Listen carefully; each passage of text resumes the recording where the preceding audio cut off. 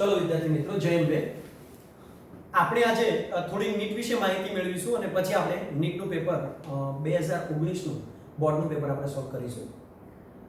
હવે નીટની અંદર શું હોય છે તો કે ભાઈ પેલા બાયોલોજીમાં લેવાય, તમને ખબર હોય છે મેથ્સ વાળાને નીટ ના આવે. તો બાયોલોજીની અંદર બાયોલોજી છે, ફિઝિક્સ છે અને કેમેસ્ટ્રી છે. જોજો જરા આ વાતને જરા ધ્યાનથી સમજજો, એટલે માર્ક્સ લેવા ખૂબ ઈઝી થઈ જશે. બાયોલોજી ની અંદર ટોટલ ક્વેશ્ચન કેટલા હોય તો કે ભાઈ 90. સમજો જરા. ફિઝિક્સ માં ક્વેશ્ચન કેટલા હોય 45 અને કેમેસ્ટ્રી માં ક્વેશ્ચન કેટલા હોય 45. હવે ટોટલ ક્વેશ્ચન કેટલા થયા સમજો જરા. આપણે પહેલા ક્વેશ્ચન લખીએ.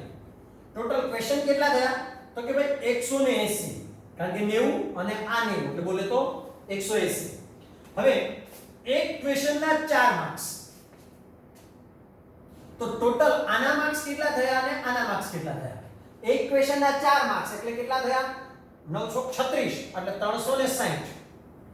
આના કેટલા થયા 180, આના કેટલા થયા 180 એટલે ટોટલ માર્ક્સ કેટલા થયા 720.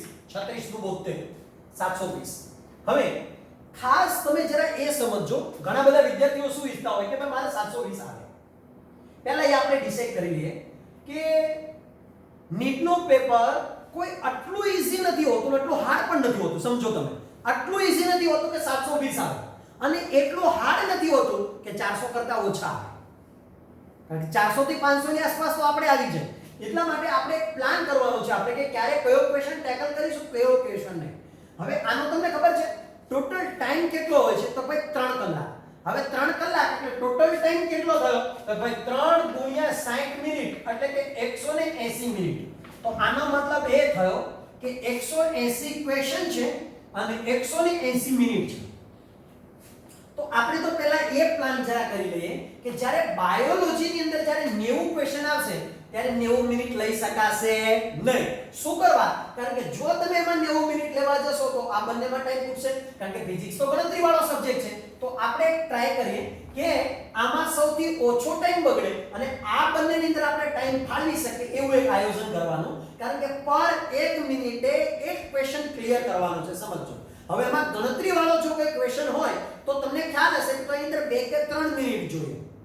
તો 3 મિનિટે ક્વેશ્ચન થાય તો આપણે છેલ્લે પેપર બાકી રહી જાય. ખાસ તો જરા નીટની અંદર એ તો જરા યાદ જ રાખવાનું છે કે નીટની અંદર પેપર બાકી રહેવું જોઈએ નહીં.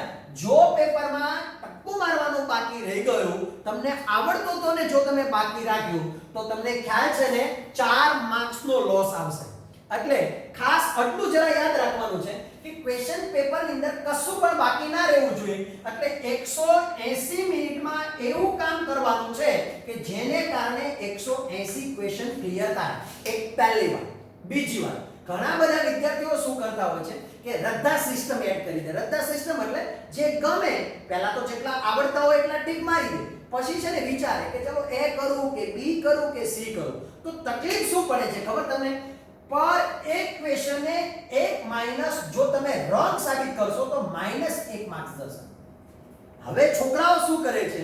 આવા 10 કે 12 જેટલા માઈનસ કરી દે એટલે સીધા એના 12 માઈનસ ગયા. જો તમે 50% ખોટા કરી દો, કારણ કે આપણે તો ટક્કા કરવાના છે, 180 પોઈન્ટ ઉપર સાચું ખોટું કરવાનું છે. એનો મતલબ એ છે કે જો બી તમે ભૂલથી 50 ખોટા રોંગ કરી દીધા છે તો તમારામાંથી 50 જશે, તો તમે જે માર્ક્સ લાવ્યા છો એમાંથી 50 માર્ક્સ કેવા થઈ જશે? માઈનસ. એટલે વિદ્યાર્થી મિત્રો ખાસ જુઓ અને સમજો કે જે ક્વેશ્ચન તમને આવડે છે કમ્પ્લીટ ક્લીન કટ છે, એક ક્વેશ્ચન ઉપર તમારે ટીક મારવાનું છે, બાકીનો છોડ દેવાનો છે. હવે ઘટના શું બનશે જરાક જોજો. હવે તમને એવો પ્રશ્ન થશે કે આમાં શું કરીએ તો માર્ક્સ આપણે મેળવી શકાય. હવે બાયોલોજી ની અંદર પહેલા તમે માર્ક્સ ને સાઈડ ઉપર રાખો. આપણા માટે મેઈન એ છે કે આપણે કેટલા ક્વેશ્ચન ટેકલ કરી શકીએ, મતલબ કે કેટલા ક્વેશ્ચન આપણે એટેન્ડ કરી શકીએ. સમજો કે બાયોલોજી ની અંદર તમે ક્વેશ્ચન એટેન્ડ કર્યા છે 80. સમજો જરા 90 નથી કરવા, કેટલા કરવા છે આપણે? 80 જ કરવા છે. કારણ કે 10 ક્વેશ્ચન એવા હશે જે ટ્વિસ્ટ હશે આપણને આવડતા નહીં હોય, મતલબ કે આપણને થોડા હાર્ડ લાગતા હશે અને એની માટે ટાઈમ પાસ કરવાની બી જરૂર નથી. કારણ કે ઓલરેડી પેપર જ્યારે બન્યું છે 720 માર્ક્સનું એમાંથી અથવા તો 180 પ્રશ્નોનું, ત્યારે એક ફિક્સ જ છે કે એની અંદર કેટલાક પ્રશ્નો એવા હશે જે અઘરા હશે. તો એ 10 ક્વેશ્ચનો મારે લેવા નથી. એટલે મેં કેટલા ટેકલ કર્યા? દાખલા તરીકે 80 ક્વેશ્ચન મને આવ્યા છે. ફિઝિક્સમાં કેટલા આવ્યા છે? તો કે ભાઈ આમાં ભલે કેટલા છે આપણી પાસે 45. મારે 45 ટેકલ નથી કરવા. દાખલા તરીકે મેં કેટલા કર્યા છે? તો કે ભાઈ 25 જ કર્યા છે, 20 મેં નથી કર્યા. હવે દાખલા તરીકે આમાં કેટલા છે? 45. તો આમાં મેં કેટલા ટેકલ કર્યા? તો કે ભાઈ આમાં મેં 30 કર્યા. કારણ કે આમાં ગણતરી વધારે આવશે ફિઝિક્સમાં, કેમિસ્ટ્રીમાં ગણતરી ઓછી આવશે. એટલે એમાં તમે આરામથી 30 કરી શકશો અને આમાં તમે આરામથી 25 કરી શકશો. હવે વિદ્યાર્થી મિત્રો તમે વિચાર કરો, ઊભા રહો. 45 માંથી 25 તો તમને આવડે કે ના આવડે? કોઈ કહેશે ના આવડે, પણ તમે જોજો આના પછી મેં પેપર સોલ્યુશન આપ્યું છે. મેં પેપર સોલ્યુશન કરી આપ્યું છે એટલે તમને એવું લાગશે કે ચાલા આમાંથી 20 તો થિયરિકલ હતા, જેમાં કશું બી વિચારવાનું નહોતું, ફટાફટ જવાબ જ ટીક મારવાનો હતો. અને માત્ર ને માત્ર ગણતરીના કેટલા હતા? તો ભાઈ ગણતરીના 25 હતા. અને એમાંય તમને ખ્યાલ છે ને, એમાં મોટા ભાગે આપણી પાસે 10-15 તો કેવા હશે 12મા ધોરણના, જે ઓલરેડી આપણને આવડે જ છે. તો આપણે કોઈ પણ સંજોગોએ 25 તો કરી શકીએ. હવે તમે વિચારો, ચલો આને આપણે 4 માર્ક્સ વડે ગુણીએ, આને આપણે 4 માર્ક્સ વડે ગુણીએ અને આને આપણે 4 માર્ક્સ વડે ગુણીએ. તો અહીંયા કેટલા થયા જોવો તો જરા. 8 8 દુ 16, 16 દુ 32. એટલે કેટલા થયા બોલો તો જરા? 320 થયા. 8 દુ 16 અને 16 દુ 32. ઓકે, કેટલા થયા બોલો તો જરા? 320 થયા. અચ્છા, 25 100 એટલે આ કેટલા થયા વિદ્યાર્થી મિત્રો? 100 થયા. હાલો ચલો, 4 તેરી ને 12 એટલે કેટલા થયા? 120. હવે જો તો જરા કેટલા આવ્યા? 40. 3 ને 4 ને 5. તો તમારે માર્ક્સ કેટલા થયા બોલો તો જરા? 350. એટલે 540. હવે 540 તો એમબીબીએસ માં એડમિશન મળી જાય. ઓપન કેટેગરીમાં હશે તો પણ મળી જશે. એસટીસી માટે તો ઓબીસી માટે તો વેલ એન્ડ ગુડ છે. બહુ થઈ ગયા 540. એટલે ખાસ સમજો અહીંયા કે 10 ન ટેકલ થાય ને તો ચિંતા કરવાની જરૂર નથી. આમાં 25 ટેકલ ન થાય ને 20 ટેકલ ન થાય ને મતલબ કે તમે એને પિકઅપ ના કરી શકો તો એકના એક એમસીક્યુ ની અંદર વારંવાર માથાકૂટ કરવાની કોઈ જરૂર નથી. એવી રીતે આની અંદર પણ તમે સમજો કે 15 ન આવડે ને તો કોઈ પ્રોબ્લેમ નથી. ન આવડે ને ટોટલ કેટલા ન આવડેલા ક્વેશ્ચનો થયા બોલો તો જરા? આ 20, આ 5, આ 1 અને આ 1, એટલે કેટલા થયા? 20, 20 ને 30, 30 ને આ કેટલા થયા? 45. તો 45 ક્વેશ્ચનો તમે છોડી દીધા. ચિંતા નથી તમે કેટલા છોડ્યા એ મહત્વનું નથી, તમે કેટલા કરી શક્યા છો ને એ મહત્વનું છે. જો 540 માર્ક્સ આવી ગયા છે તો તમારી ચિંતા કોની છે? હવે 45 માં પાછો આપણે એવું નથી કરવાનું, નધર સિસ્ટમ. ચલ ભાઈ નથી આવડ્યા તો આપણે આંધળું કરી નાખીએ, કારણ કે આમાં માઈનસ સિસ્ટમ છે. એક વાત તો સમજો, -1 માર્ક્સ થઈ જાય તો હવે આમાં તમે 45 માઈનસ કરો તો પ્રોબ્લેમ આવી ગઈ, કારણ કે ફરી પાછા તમે 500 ની અંદર આવી ગયા. આમાંથી તમે 45 બાદ કરશો એટલે તમારી પાસે કેટલા થઈ જશે? 495. એટલે ફરી પાછો પ્રોબ્લેમ આવી ગયો. એટલે ખાસ તમે જરા સમજો કે માઈનસ જો જે સિસ્ટમ છે એને ખાસ યાદ રાખવાની છે. -1 માર્ક્સ એટલે ખોટું ટપકું મારવાનું નથી. હવે તમને પ્રશ્ન એ થાય કે સરજી આટલા ક્વેશ્ચનો જો મારે કમ્પ્લીટ કરવા હોય તો શું કરવું પડે? તો બાયોલોજીમાં તો બહુ ઈઝી છે. શું ઈઝી છે? તો ભાઈ બાયોલોજીની અંદર તો એક નિયમ છે કે એની અંદર ધોરણ 11 અને 12 નું બાયોલોજી ક્લિયર કરશો એટલે મોટા ભાગે તમે 80 ક્વેશ્ચન ક્લિયર કરી શકશો. એમાં સપોઝ કે 75 થાય તો તમારે ફિઝિક્સમાં ફરી પાછા કેટલા કરવા પડે? એમાં થોડા વધારે કરવા પડે. મતલબ કે તમારે કેટલા કરવા પડશે? તો 30. બહુ સિમ્પલ વાત છે. આમાં કદાચ તમારી 75 થાય 5 મિસ થાય તો. હવે વાત આવે છે ફિઝિક્સની. ફિઝિક્સની અંદર બે વસ્તુ છે. એક શું છે તો ભાઈ એક થિયરિકલ ક્વેશ્ચન પૂછાય છે. થિયરિકલ ક્વેશ્ચન એટલે થોડું માઇન્ડ ચલાવવાનું હોય છે, બહુ નોર્મલ હોય છે. એટલે થિયરિકલ ક્વેશ્ચન તમને આવડી જાય. 15 કે 10 કે 15 જેવા થિયરિકલ પ્રશ્નો હોય છે. અને જ્યારે ગણતરીના ક્વેશ્ચનો હોય છે કે બહુ નોર્મલ સૂત્ર એવા હોય છે. સમજો, બહુ અઘરું કરવા જશો ને તો પણ તમને નોર્મલ ક્વેશ્ચન પૂછાઈ જશે તો નહીં આવડે. જોયું તમે ગુજરાત બોર્ડમાં કેવું થયું? ગુજરાત બોર્ડમાં આપણે બધા શું કરતા હતા? બહુ અઘરા એમસીક્યુ કરતા હતા અને બહુ બધી મહેનત કરી. તો થયું શું ગુજરાત બોર્ડની અંદર? તો એને એમસીક્યુ જે નીકળ્યા છે એ ટેક્સ્ટ બુકની અંદરથી નીકળ્યા. એટલે જે વિદ્યાર્થીને 100 માંથી 100 લાવવાના હતા ફિઝિક્સમાં, મતલબ કે એમસીક્યુમાં 50 માંથી 50 લાવવાના હતા, એના માટે અઘરા થઈ ગયા.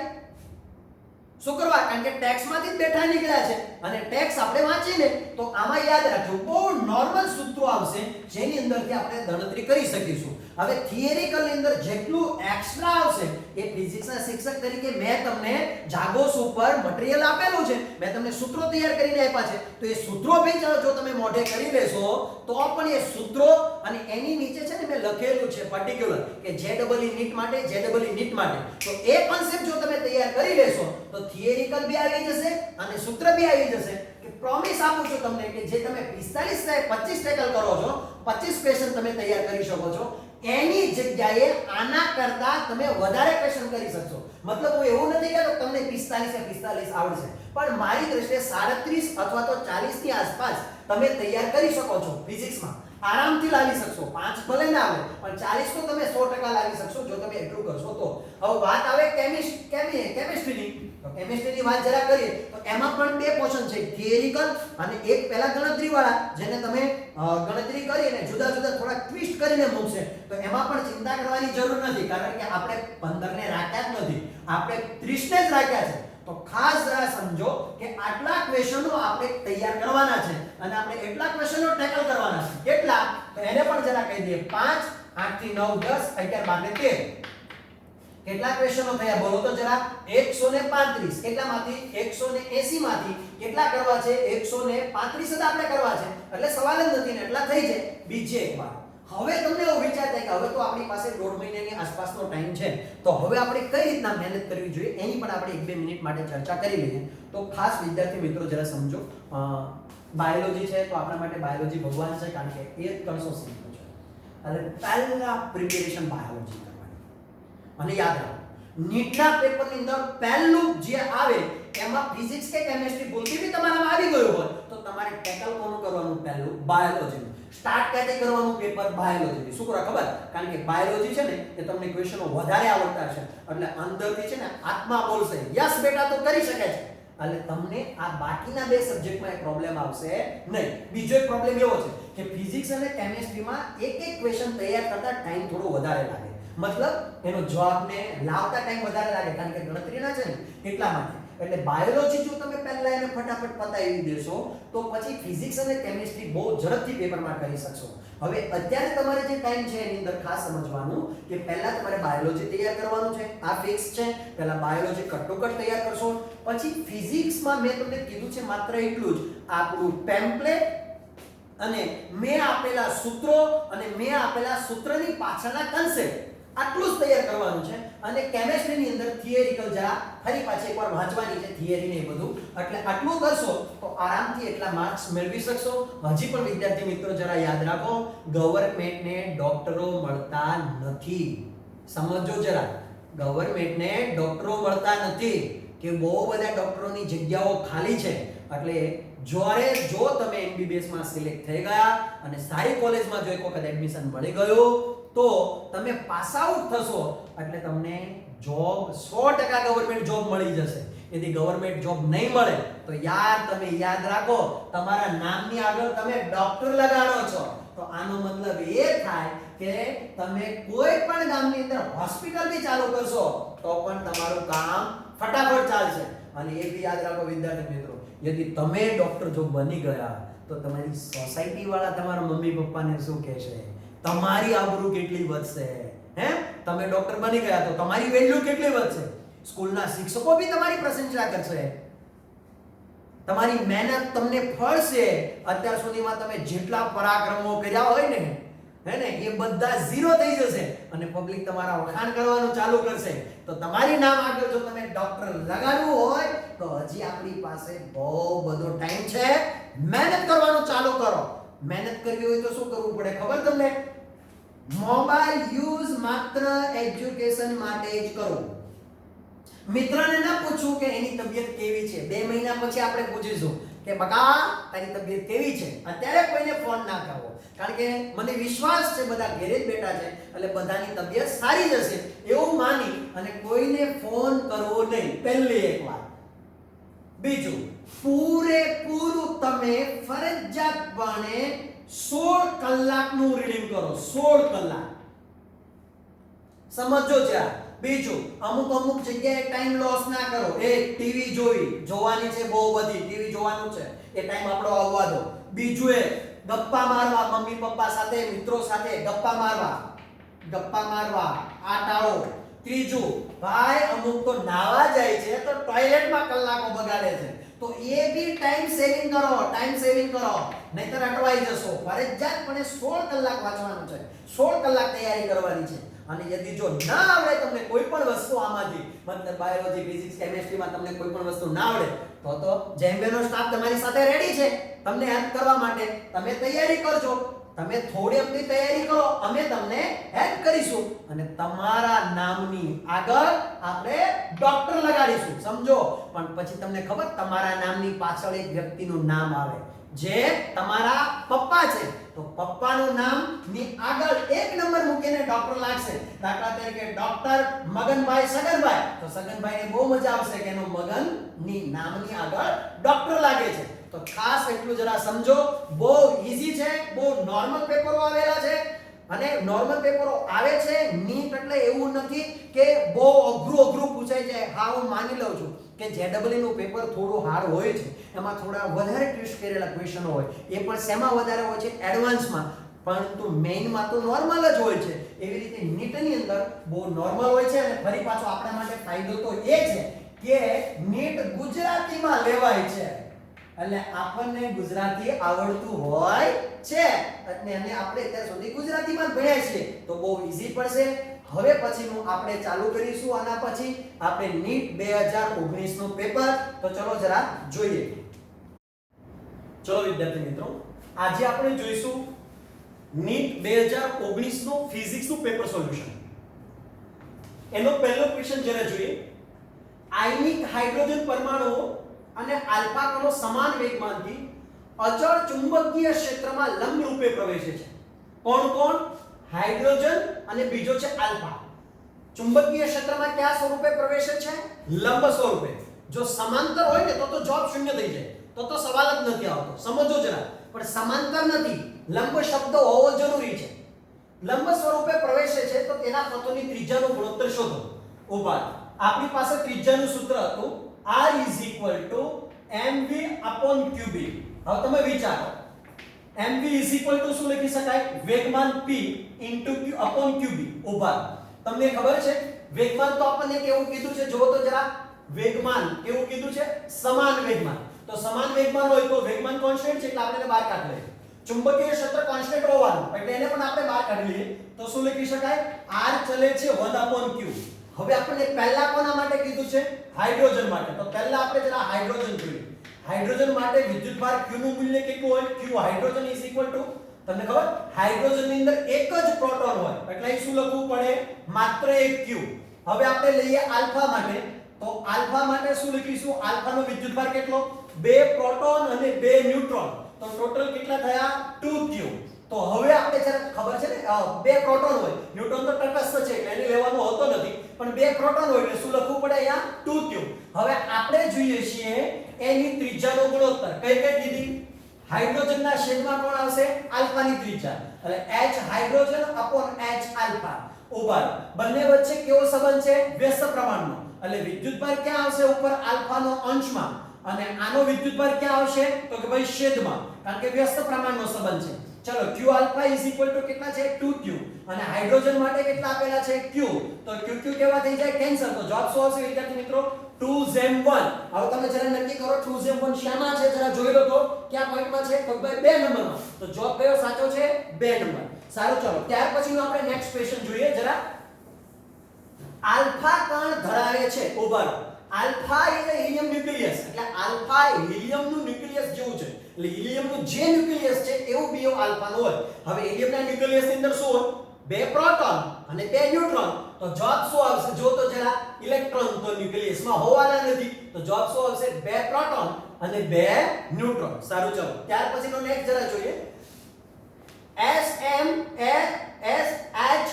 કરતા એક કણનો એક પૂર્ણ કંપન દરમિયાન સરેરાશ વેગ કેટલો? ઉભા, આપણને શોધવાનું કીધું છે વિદ્યાર્થી મિત્રો, શું કીધું છે? સરેરાશ વેગ. હવે તમને ખબર, આપણે સરેરાશ વેગ માટેનું આપણી પાસે એક સૂત્ર હતું, શું? તો કે ઉપર પ્લસ ને માઈનસ વેગ એટલે પરિણામ કેવું થઈ જાય? 0. અથવા તો સૂત્ર જરા લો, v આપણી પાસે સૂત્ર હતું વેગ માટેનું કે v a omega cos omega t plus 5. હા, ઉભા રહો. તમને ખબર, આની એકની એવરેજ લેવા જશો તો આની ટોટલ એવરેજ, આની એવરેજ તો મૂળ સંખ્યા મળશે એટલે v average a ઓમેગા મળશે, પરંતુ આની એવરેજ કેવી મળશે? 0. તો કોઈ પણને 0 વડે ગણો તો જવાબ કેવો આવશે? 0. તો જવાબમાં શું આવશે? પહેલું મૂલ્ય 0. સારું, ચલો ત્યાર પછીનો નેક્સ્ટ જરા ક્વેશ્ચન લઈએ. શું કહે છે? 1000 વોલ્ટના સ્થિતિમાનના તફાવત વડે એક ઇલેક્ટ્રોનને પ્રવેગિત કરવામાં આવે તો દ બ્રોગલીની તરંગ લંબાઈ શોધો. ઉભા, દ બ્રોગલીની તરંગ લંબાઈ તો આપણી પાસે એક બેઠું સૂત્ર હતું, લેમ્બડા 12 કેટલા હતા? 12.27 અપોન √v એંગસ્ટ્રોમ. ઉભા, 12.27 ના 12.27 અંડર રૂટમાં કેટલા છે? 10000. તો અહીંયા કેટલા કરી નાખીએ વિદ્યાર્થી મિત્રો? 10000. એંગસ્ટ્રોમ ને મીટરમાં ફેરવીએ 10⁻⁻10. તો કેટલા કરીશું? 12.27 10000 નું વર્ગમૂળ કેટલું થઈ જશે? 100. કારણ કે 100 ગુણ્યા 100 એટલે 10000 ઇન્ટુ 10 કેટલા થઈ ગયા? -10. આનો શું કહેવાય? 12.27 અપોન 10⁻² ઇન્ટુ 10⁻−10. 10⁻2 છે, ઉપર જશે એટલે માઈનસ ઘાત થઈ જશે. તો 12.27 ઇન્ટુ 10⁻−10 ને પ્લસ 2 એટલે કેટલા થઈ જશે? જો તો જરા, -10 -2 ઉપર ઘાત થાય એટલે માઈનસ થાય એટલે -12. શેમાં આવશે જવાબ? મીટરમાં. ચલો તો જરા આની નજીકનો જવાબ કેટલો છે? 12.2 ઇન્ટુ 10⁻−12. કયો જવાબ આવશે વિદ્યાર્થી મિત્રો? 3 નંબર. સારું, ચલો ત્યાર પછીનો આપણે નેક્સ્ટ જરા જોઈ લઈએ. શું કહે છે? એક પ્રયોગની અંદર ABCD આપેલા છે, એની ભૌતિક રાશિઓ આપેલી છે અને એની પ્રતિશત ત્રુટિ આપેલી છે 1%, 2%, 3% અને 4%. તો x ના માપનની પ્રતિશત ત્રુટિ શોધો. ચલો આપણી પાસે આ સૂત્ર છે, જરા જોઈ લેજો. તો એનું સૂત્ર જરા જોઈ લઈએ.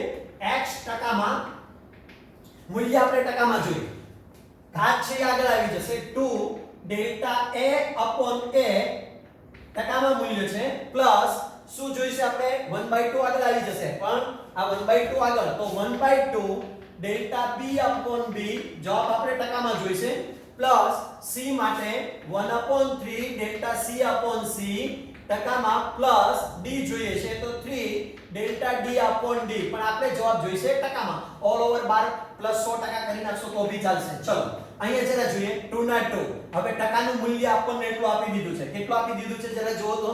કેટલું આપી દીધું? 1%. તો અહીં શું લખી નાખીશું? 1%. ચલો પ્લસ આનું મૂલ્ય પણ આપણને આપી દીધું 1/2 ના 1/2 કેટલા ટકા છે? 2%. સારું, ચલો પ્લસ આનું મૂલ્ય પણ આપણને આપી દીધું 1/3 ઇન્ટુ કેટલા ટકા આપી દીધું? ત્રીજું મૂલ્ય 3%. સરસ, ચલો ત્રીજું, ચોથું મૂલ્ય 3, d નું મૂલ્ય આપણને કેટલું કીધું છે? 4%. ચલો જરા કરો તો 2 કા 2 એટલે કેટલા થઈ ગયા વિદ્યાર્થી મિત્રો? અહીંયા 2%. કેન્સલ 1 1 તો કેટલું થઈ ગયું? 1%. 3 3 કેન્સલ તો કેટલું થયું વિદ્યાર્થી મિત્રો? 1%. 4 13 ને 12 તો કેટલા ટકા થયું? 12%. 12 થી 13 14 15 ને 16 તો કેટલા ટકા થયું વિદ્યાર્થી મિત્રો? બોલો તો જરા. પ્રતિશત ત્રુટિ કેટલા ટકા મળી? 16%. 16% માં જવાબ કેટલો આવે છે? 3 નંબરનો. તો જવાબ કયો કરીશું આપણે? 3 નંબર પર.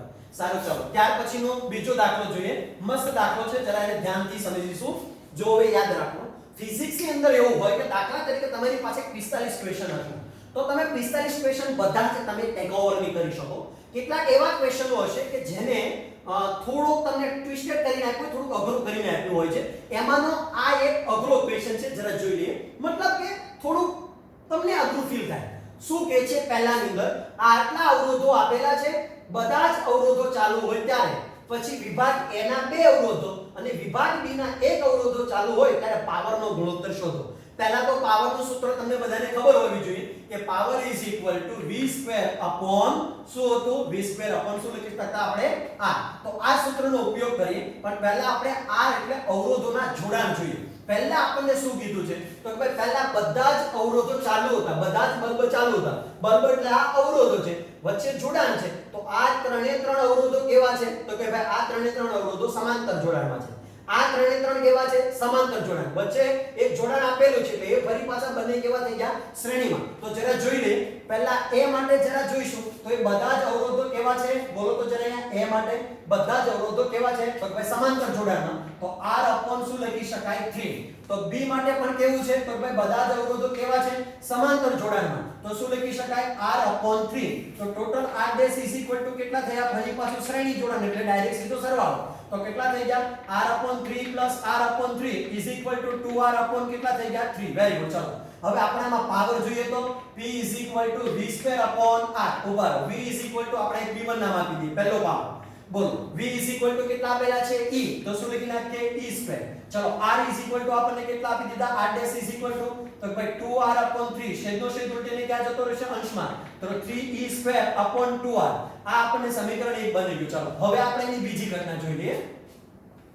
વિભાગ a ના બે બલ્બ એટલે બે બલ્બ ચાલુ છે બે કેવા આવે સમાંતર જોડાણમાં તો શું લખી નાખીએ ra r upon 2 અને આનો એક બલ્બ એટલે rb માત્ર શું લખી શકાય r તો r ડેશ કેટલા કરીએ ra શું લખી શકાય rb ra કેટલા છે r upon 2 r તો કેટલા થઈ ગયા જો તો જરા 2 એકા 2 એટલે 3r upon કેટલા થઈ ગયા 2 વેરી ગુડ. ચલો ઉભા હવે આપણે જોઈએ છે p2 તો p2 કેટલા છે v² upon r ડેશ ઉભા v² બેટરીનું EMF કેટલું છે E તો E ની કિંમત મૂક દે r ડેશ 3r upon કેટલા છે 2 છેદનો છેદ ઉલટીને ક્યાં જતો રહેશે અંશમાં તો શું લખીશું 2e² upon 3r. હવે આ બેને આપણો બંનેનો શું જોઈએ છે આપણે ગુણોત્તર તો આપણે જોઈ લઈએ અહીંયા ગુણોત્તર બહુ ઈઝીલી છે p1 upon p2 એકબીજાના કેવા છે જો તો જરા કિંમતો મૂકો તો 3e² upon 2r. ચલો p1 ની કિંમત મૂકીએ p2 ની કિંમત અહીં આપી દીધી છેદનો છેદ ઉલટીને અંશમાં તો 2r upon 2e².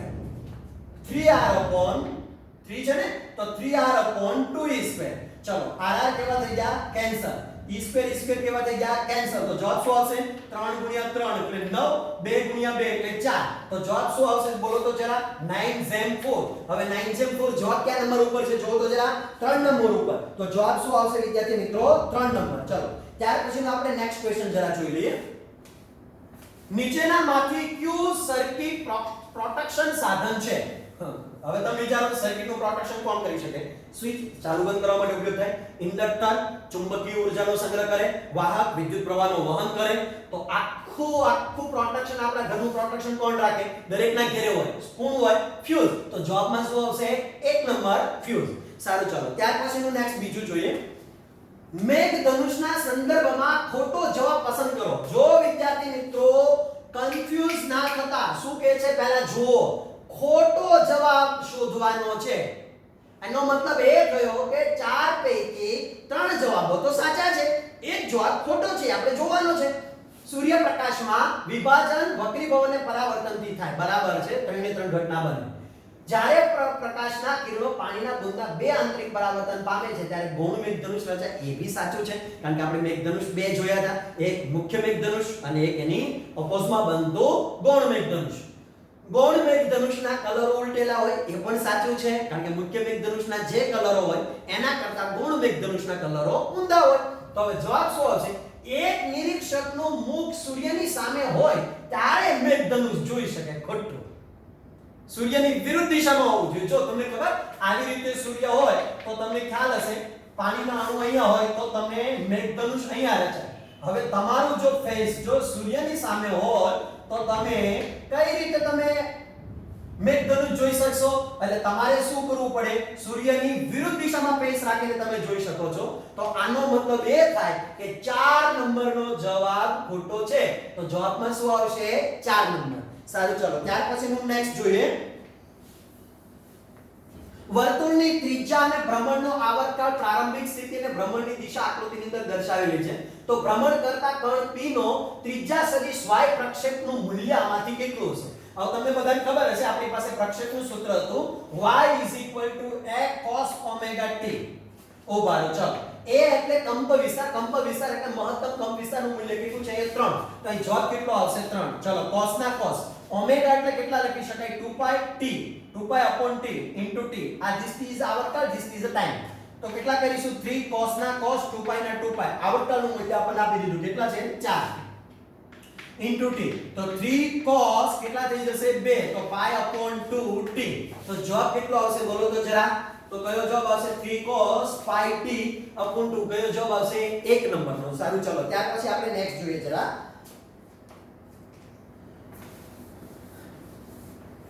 વ્યાખ્યા કરતા ગણતરી બહુ નાની છે દરેકને f કેન્દ્ર લંબાઈ હોય તેવા બે સમાન પાતળા બહિર્ગોળ લેન્સ કાજો એકબીજાને સમઅક્ષીય સંપર્કમાં એવી રીતે રાખવામાં આવ્યા છે કે તેની સંયુક્ત રચના કેન્દ્ર લંબાઈ f1 હોય હવે જ્યારે આ બે કાચો વચ્ચે જગ્યામાં ગ્રીસનેલ ભરવામાં આવે ત્યારે તેનું સંતુલ્ય કેન્દ્ર લંબાઈ f2 હોય તો બંનેનો ગુણોત્તર શોધો બહુ ઈઝી છે જરા જોજો વિદ્યાર્થી મિત્રો ચલો આપણે સપોઝ કે અહીંયા આપણે લઈ લીધેલા છે બે લેન્સ હવે આ બંને લેન્સ એકબીજાના સંપર્કમાં છે હવે એકબીજાના સંપર્કમાં હોય તો આની કેન્દ્ર લંબાઈ કેટલી કીધી છે f1 આની કેન્દ્ર લંબાઈ કેટલી કીધી f2 તો સંતુલ્ય કેન્દ્ર લંબાઈનું સૂત્ર તમને બધાને ખબર હશે શું છે 1/f1 કારણ કે f1 નામ આપ્યું છે એટલે મેં f1 નામ આપ્યું છે નહીંતર અહીં ખાલી 1/f2 લખી શકો છો 1/f1 1/small f1 plus 1/small f2 ઓબાર આપણે જોઈએ છે f1 તો f1 ને આપણે કરતા કરવા હોય તો કઈ રીતના કરીશું બોલો તો જરા તો 1/f1 f1 plus f2 upon f1 into f2 તો f1 f1 into f2 upon f1 plus f2 very good ચલો આ આપણને એક મૂલ્ય મળ્યું છે હવે આપણે જોઈ લઈએ એકબીજામાં શું કીધું છે વચ્ચે શું ભરવાનું છે વિદ્યાર્થી મિત્રો ગ્રીસરીલ હવે વચ્ચે જો આપણે ગ્રીસરીલ ભરવાનું હોય હવે f સરખા હોય આ બેના f સરખા હોય તો પણ મૂલ્ય મળી જાય આપણને એ દાખલા તરીકે f1 f2 નામ ના આપે અને f સરખા છે તો f1 f1 ને f1 f1 તો અહીં જવાબ કેટલો આવશે બોલો તો જરા f એટલે શું થશે f2 અને f1 f2 એટલે શું લખાય 2f તો જવાબ શું આવશે f/2 વેરી ગુડ ચલો હવે આપણને બીજું કીધું છે શું કીધું છે વચ્ચે આપણને ગ્રીસરીલ ભરવાનું કીધું એટલે એક આ લેન્સ છે આ બીજો લેન્સ છે હવે અંદરના ભાગમાં આપણને ગ્રીસરીલ ભરવાનું કીધું તમને ખ્યાલ છે આ તમે અંદરના ભાગમાં ગ્રીસરીલ ભરશો ને તો અહીંયા ઓર એક લેન્સની રચના થશે પણ આ લેન્સ કયો કહેવાય આ કયો લેન્સ કહી શકાય બોલો તો જરા અંતર્ગોળ તો આ બહિર્ગોળ આ અંતર્ગોળ અને આ બહિર્ગોળ ચલો બધાની સંતુલ્ય કેન્દ્ર લંબાઈ શોધીએ તો 1/f આમની કેન્દ્ર લંબાઈ બહિર્ગોળની 1/f1 આમની કેન્દ્ર લંબાઈ બહિર્ગોળની 1/f2 અને આમની કેન્દ્ર લંબાઈ અંતર્ગોળની 1/f3 સરજી માઈનસ કેમ આવ્યું અરે ભાઈ બહિ અંતર્ગોળની તો કેન્દ્ર લંબાઈ માઈનસ જ આવે બધા f કેવા છે સમાન તો f2 કેટલા થશે 1/f plus 1/f minus 1/f ચલો તો f કેવા થઈ ગયા કેન્સલ તો f2 જવાબ કેટલો આવશે f હવે આપણને શું શોધવાનું કીધું બોલો તો જરા વિદ્યાર્થી મિત્રો બંનેનો ગુણોત્તર કોનો f1/f2 ઉપર f1 આપણી પાસે કેટલા છે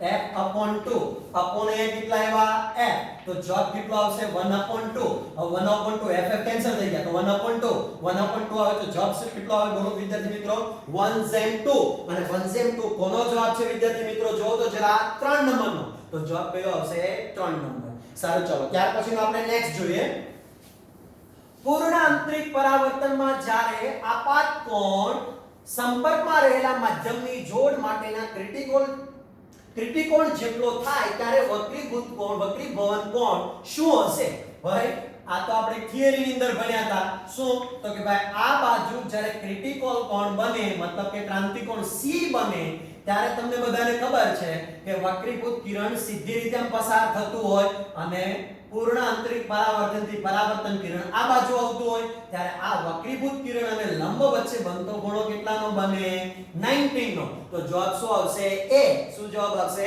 90 સારું ચલો ત્યાર પછીનો નેક્સ્ટ જરા જોઈએ કોઈ એક p પ્રકારના અર્ધવાહક માટે નીચેનામાંથી કયું વિધાન સાચું છે ઉભા p પ્રકારનો અર્ધવાહક p બોલે તો હોલ મતલબ કે વધારે સંખ્યા કોની હોવી જોઈએ હોલની તો હવે આમાંથી તમે ડિસાઈડ કરો ઇલેક્ટ્રોન તો આવશે નહીં તો હવે બે માંથી એક આવશે કારણ કે હોલ મેજોરિટી ચાર્જ કેરિયર તરીકે એટલે બે માંથી એક આવશે હવે બે માંથી એક આવે એટલે છેલ્લે શું કીધું ટ્રાઇવેલેન્ટ કે પેન્ટાવેલેન્ટ હવે એક હોલની સંખ્યા ક્યારે વધારે એક જગ્યા વધે મતલબ એક ઇલેક્ટ્રોન ઘટ્યો એક ઇલેક્ટ્રોન ક્યારે ઘટે 4 ઇલેક્ટ્રોનમાં 1 ઇલેક્ટ્રોન ઘટતો હોય, તમે 3 ઇલેક્ટ્રોન વાળું એડ કરશો તો 1 ઇલેક્ટ્રોનની સ્પેસ વધશે. તો 1 ઇલેક્ટ્રોનમાં શું લખીશું આપણે? 3 ઇલેક્ટ્રોન વાળું હોય તો શું કહેવાય? બાહ્ય કક્ષામાં 3 ઇલેક્ટ્રોન હોય તો ટ્રાઇવેલેન્ટ પરમાણુ. તો જવાબમાં શું આવશે? હોલ મેજોરિટી કેરિયર છે અને ટ્રાઇવેલેન્ટ પરમાણુ ડોપિંગ કરેલા છે. સારું, ચાલો ત્યાર પછી આપણે નેક્સ્ટ જરા જોઈએ. પૃથ્વીની સપાટી પર એક પદાર્થનું વજન આપણને આપી દીધું છે. કેન્દ્ર તરફ અડધી ઊંડાઈએ તેનું વજન કેટલું હશે? મતલબ કે આપણને આ એક પૃથ્વી આપી દીધી છે. આ પૃથ્વીની ટોટલ ત્રિજ્યા કેટલી છે? તો કે ભાઈ r. હવે આપણે અડધા અંતર એટલે ઉપરથી નીચે મુજબ એટલા અંતરે લાવીએ છીએ જ્યાં d શું લખી શકાય? તો કે ભાઈ કેન્દ્રથી અડધો એટલે ત્રિજ્યા કરતા કેટલાનો ભાગ છે? અડધો. તો આ બિંદુએ એનું વજન કેટલું? ઉભા તમને ખબર d ઊંડાઈએ ગુરુત્વ પ્રવેગનું આપણી પાસે સૂત્ર હતું કે GD GE એટલે સપાટી પર 1 - d/r. r એટલે પૃથ્વીની ત્રિજ્યા. હવે આપણે આને વજનમાં ફેરવવું છે. તો વજન શું લખાય? W mc. તો શું કરીએ? આ કણનું જે દળ છે એને ગુણી નાખીએ. અહીંયા શું લખી નાખીએ? mgd mge 1 - d. d ની વેલ્યુ r/2/r. તો કેટલા થઈ જશે બોલો તો જરા? આને શું કહેશું? d ઊંડાઈએ વજન, અહીંયા પૃથ્વીની સપાટી પર વજન 1 - 2 કેન્સલ એટલે 1/2. અહીંયા કેટલા આપી દીધા છે જો તો જરા વિદ્યાર્થી મિત્રો? 200. અહીંયા કેટલા થશે? 2 * 2 - 1/2. તો કેટલા થઈ જશે? 100. તો જવાબ કેટલો છે? 100 * 100. તો 100 ન્યૂટન હશે. તો જવાબ કેટલો હશે વિદ્યાર્થી મિત્રો? 100 ન્યૂટન એટલે 1. તો જવાબ શું આવશે? 1. 1 નંબર 100 ન્યૂટન. સારું, ચલો ત્યાર પછી આપણે નેક્સ્ટ દાખલો જોઈએ વિદ્યાર્થી મિત્રો કે એક કણ પર y દિશામાં બળ આપણને આપી દીધું છે. કેટલું આપ્યું છે એની જરા ચર્ચા કરી દઈએ. F = 20 + 10y નું બળ લાગે છે. મતલબ વિદ્યાત્મક રકમ છે, સમજો જરા. F ન્યૂટનમાં અને y મીટરમાં છે. આ તો અમને ખબર પડી ન્યૂટન મીટર ચાલશે, સેન્ટીમીટર હોય તો તકલીફ પડે કારણ કે સેન્ટીમીટર હોત તો ફરી પાછું શેમાં ફેરવી નાખત આપણે? મીટરમાં. અને અહીંયા ન્યૂટનની જગ્યાએ ડાયનો હોત તો શેમાં ફેરવી નાખત આપણે? ન્યૂટનમાં. સારું, ચલો આગળ. પણ ન્યૂટન છે ને મીટર છે એટલે કોઈ ઇશ્યુ નથી. આ કણને y 0 થી y 1 મીટર ખસેડવા માટે આ બળ વડે થતું કાર્ય કેટલું હશે? ઉભા. હવે કાર્યનું સૂત્ર તમને ખબર છે? W ઇન્ટિગ્રેશન શું લખીશું? F * dy. ઉભા. F નું મૂલ્ય આપણને આપી દીધું. કેટલું કીધું બોલો તો જરા? 20 + 10y * dy. તો શું લખીશું? 20 કોન્સ્ટન્ટ છે એટલે શું લખીશું? 20 integration of dy + 10 integration y * dy. ઉભા. ચલો 20 ના 20 dy નું સંકલન શું થશે? y. હવે લિમિટ કેટલી આપી? 0 થી 1 મીટર. એટલે અહીં કેટલા કરીશું? 0 થી 1. અચ્છા, ચલો અહીંયા 10 લખે. સંકલનમાં અહીંયા y નું સંકલન શું થશે? x n = x n + 1/n + 1. યાદ છે ને? તો હવે આના y ઉપર એક ઘાત હોય, એક ઘાત અંદર ઉમેરો એટલે y ની કેટલી ઘાત થઈ? 2 અને 2 ઘાત નીચે મૂકો. 0 1 અને શું લખવાનું? 0. કારણ કે 0 મીટર થી કેટલું છે? 1 મીટર સુધી. ચલો તો કેટલા કરીશું? અહીંયા 20 - 1 - 1 પ્લસ અહીં કેટલા કરીશું? 10. અહીંયા કેટલા કરી મૂકીએ? 1/2/2 - 0/2/2. ઉભા રહેજો જરા. આનું મૂલ્ય 1 થઈ ગયું એટલે 20. આનું મૂલ્ય કેટલું થઈ ગયું બોલો જરા? 10 * 1/2 હે ને? તો આપણે કેટલા કરીશું? 5. તો 20 પ્લસ આના 5 તો કેટલા થઈ ગયા? 25. શું છે? કાર્ય શેમાં મપાય? જૂલમાં. તો જવાબ શું આવશે? W = 25 joule. અને 25 જૂલ શેનો જવાબ છે વિદ્યાર્થી મિત્રો? નંબર 4 નો. સારું, ચલો ત્યાર પછીનો આપણે દાખલો ગણીએ જરા.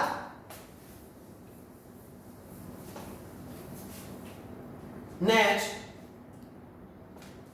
y ત્રિજ્યાના એક પોલા નળાકારના પીપળાની અંદરની સપાટીના સંપર્કમાં 10 કિલોગ્રામના દ્રવ્યમાનનો એક બ્લોક રાખે છે. અચ્છા, ચલો તો પીપળાની અંદર એક બ્લોક છે. જરા જોજો. આ એક આપણી પાસે પીપળું છે. આની આ બાજુ આકૃતિ દોરું. આ એક આપણી પાસે એક પીપળું છે અને આ પીપળાની અંદર એક બ્લોક મૂકેલો છે. અચ્છા, ચલો અહીંયા આપણે એક મૂકી દઈએ છીએ બ્લોક.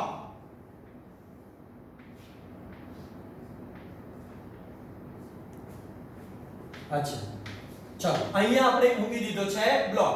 હવે શું કહે છે જરા જોજો. આ બ્લોકને નળાકારની અંદરની સપાટીનો ઘર્ષણાંક આપી દીધો એટલે બ્લોક નીચે પડવા ટ્રાય કરશે એટલે ઘર્ષણાંક ઉપર તરફ હશે જેને આપણે નામ આપી દઈએ Fs. ચલો એટલે ઘર્ષણ બળ આ બાજુ લાગશે, વધારે આગળ વધીએ. જ્યારે આ નળાકારને ઉધ્વ દિશામાં હોય તેવા અક્ષની સાપેક્ષે ફરતા હોય તો આ બ્લોકને સ્થિર રાખવા માટે આમનો કોણીય વેગ કેટલો હશે? મતલબ કે આ ભ્રમણ કરશે, ગોળ ગોળ ફરશે તો એનો કોણીય વેગ કેટલો હશે? હવે આ બ્લોકને નીચે કયું બળ લાગશે વિદ્યાર્થી મિત્રો? વજન બળ mg. અને આ બાજુ કયું બળ લાગશે? લંબ બળ n. પણ તમને ખબર લંબ બળ ગોળ ગોળ ફરે છે, આમ વર્તુળમય ફરે છે એટલે કેન્દ્રગામી બળ લાગે. તો શું લખીશું?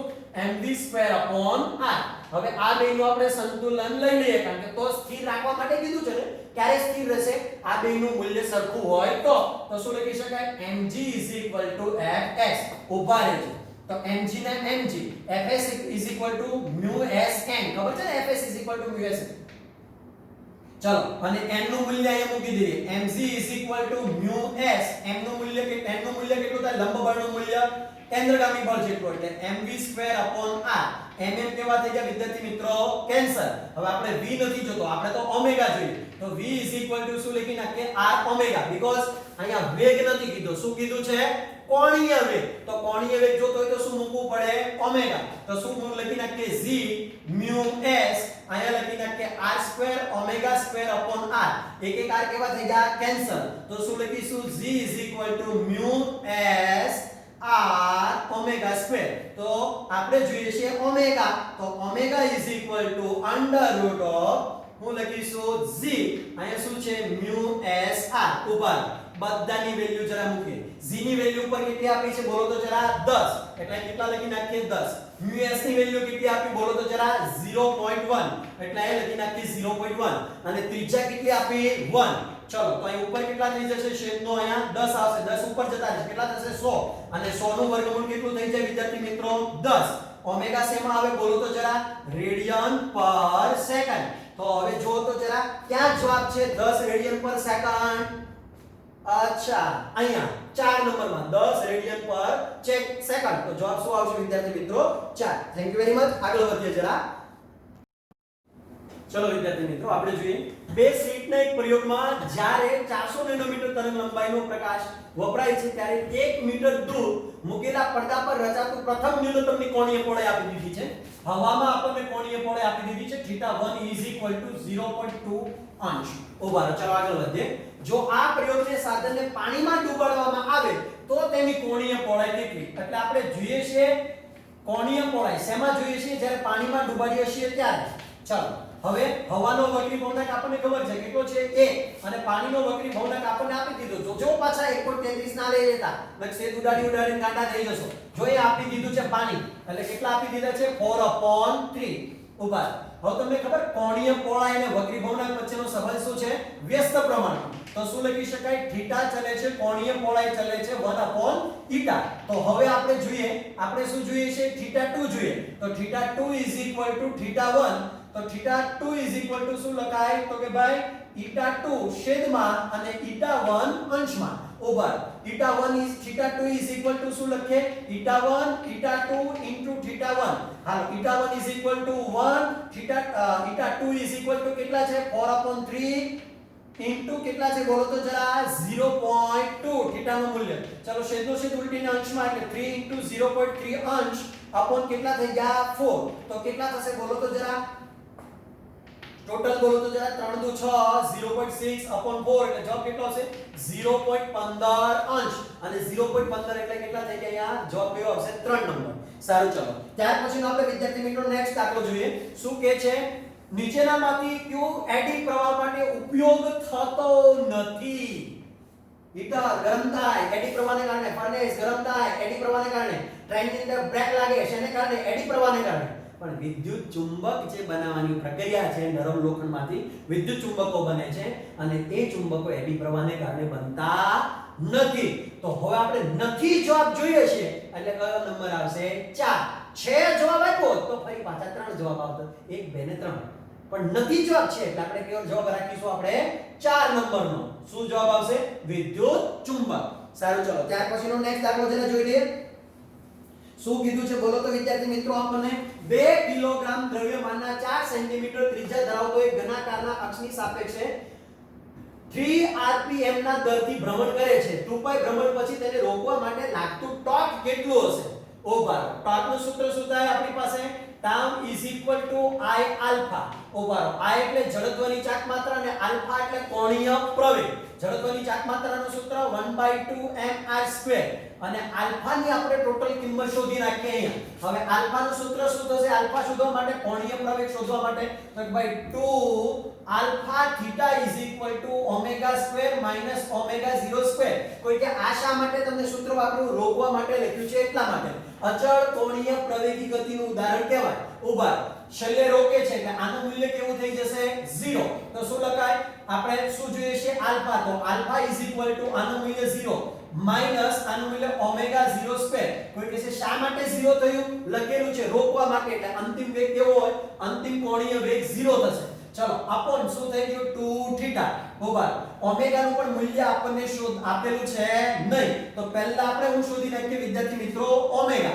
તો ઓમેગા ઇઝ ઇક્વલ ટુ શું લખાય 2 પાઈ f હાલો 2 પાઈ ના 2 પાઈ f ઇઝ ઇક્વલ ટુ આપણને કેટલું આપ્યું છે 3 rpm ખ્યાલ હશે તમને 2 પાઈ ના 2 પાઈ બરાબર 3 ના 3 rpm ને શેમાં ફેરવી નાખીએ સેકન્ડમાં કારણ કે આ ધીસ ઇઝ શું છે મિનિટ રોટેશન પર મિનિટ મિનિટ ને શેમાં ફેરવવું પડે સેકન્ડમાં એટલે કેટલા વડે ભાગવાના 60 હવે જવાબ શું આવશે રેડિયન પર સેકન્ડ ચલો તો જવાબ શું લખીશું 3 દુ ને 6 તો કેટલો જવાબ આવશે પાઈ અપોન 10 3 દુ 6 ને 6 કેન્સલ તો કેટલા આવશે છેદમાં 10 હું કરીશું રેડિયન પર સેકન્ડ સરસ ચલો આલ્ફા ના આલ્ફા બરાબર છે ઓમેગા સ્ક્વેર એટલે શું કરીશું pi upon 10 all raise to square upon 2 આપણને થીટા પણ આપેલા નથી પણ ભ્રમણ આપેલું છે કેટલું છે 2 પાઈ હવે તમને બધાને ખબર હશે એક ભ્રમણ કરાવવા માટે આખું ભ્રમણ કરે તો કોણીય સ્થાનાંતર કેટલું થાય 2 પાઈ આપણે કેટલું ભ્રમણ કરાવવાનું છે 2 પાઈ તો 2 પાઈ ભ્રમણ કરાવવા માટે કોણીય સ્થાનાંતર કેટલું તો થીટા ઇઝ ઇક્વલ ટુ બેનો ગુણાકાર તો કેટલા કરીશું 2 પાઈ ગુણ્યા 2 પાઈ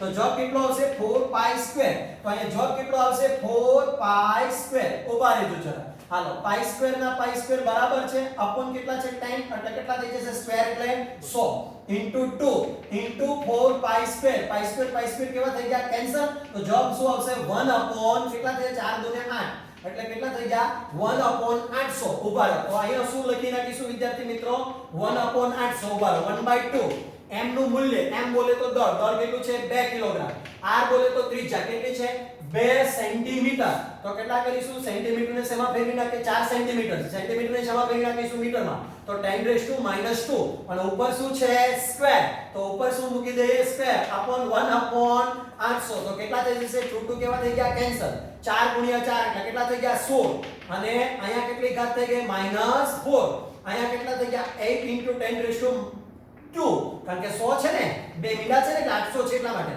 તો 10⁻², હવે કેટલા થઈ ગયા બોલો તો જરા બે ઘાત તો 2 × 10⁻² આ ઘાત ઉપર જાય એટલે કેવી ઘાત થઈ જાય માઈનસ તો 4 હતી 2 આવી કેટલી થઈ ગઈ 6 ઓવર જવાબ શું છે ટોર્ક એકમમાં કોઈ પ્રોબ્લેમ નથી જરા જોઈએ ટોર્કનો એકમ શું લાગે ન્યૂટન * મીટર તો હવે જવાબ કયો આવશે બોલો તો જરા વિદ્યાર્થી મિત્રો આજ કયો છે 2 × 10⁻⁻6 એટલે કે 2 નંબરનો જવાબ 2 × 10⁻⁻6 ન્યૂટન * મીટર સારું ચલો વિદ્યાર્થી મિત્રો આ થોડો અઘરો જેવો હતો હવે પછીના પાછા બહુ નોર્મલ ખૂબ ઈઝી છે ચલો આગળ વધીએ જરા શું કહેવા માંગે છે તે નેક્સ્ટ શું કહે છે જો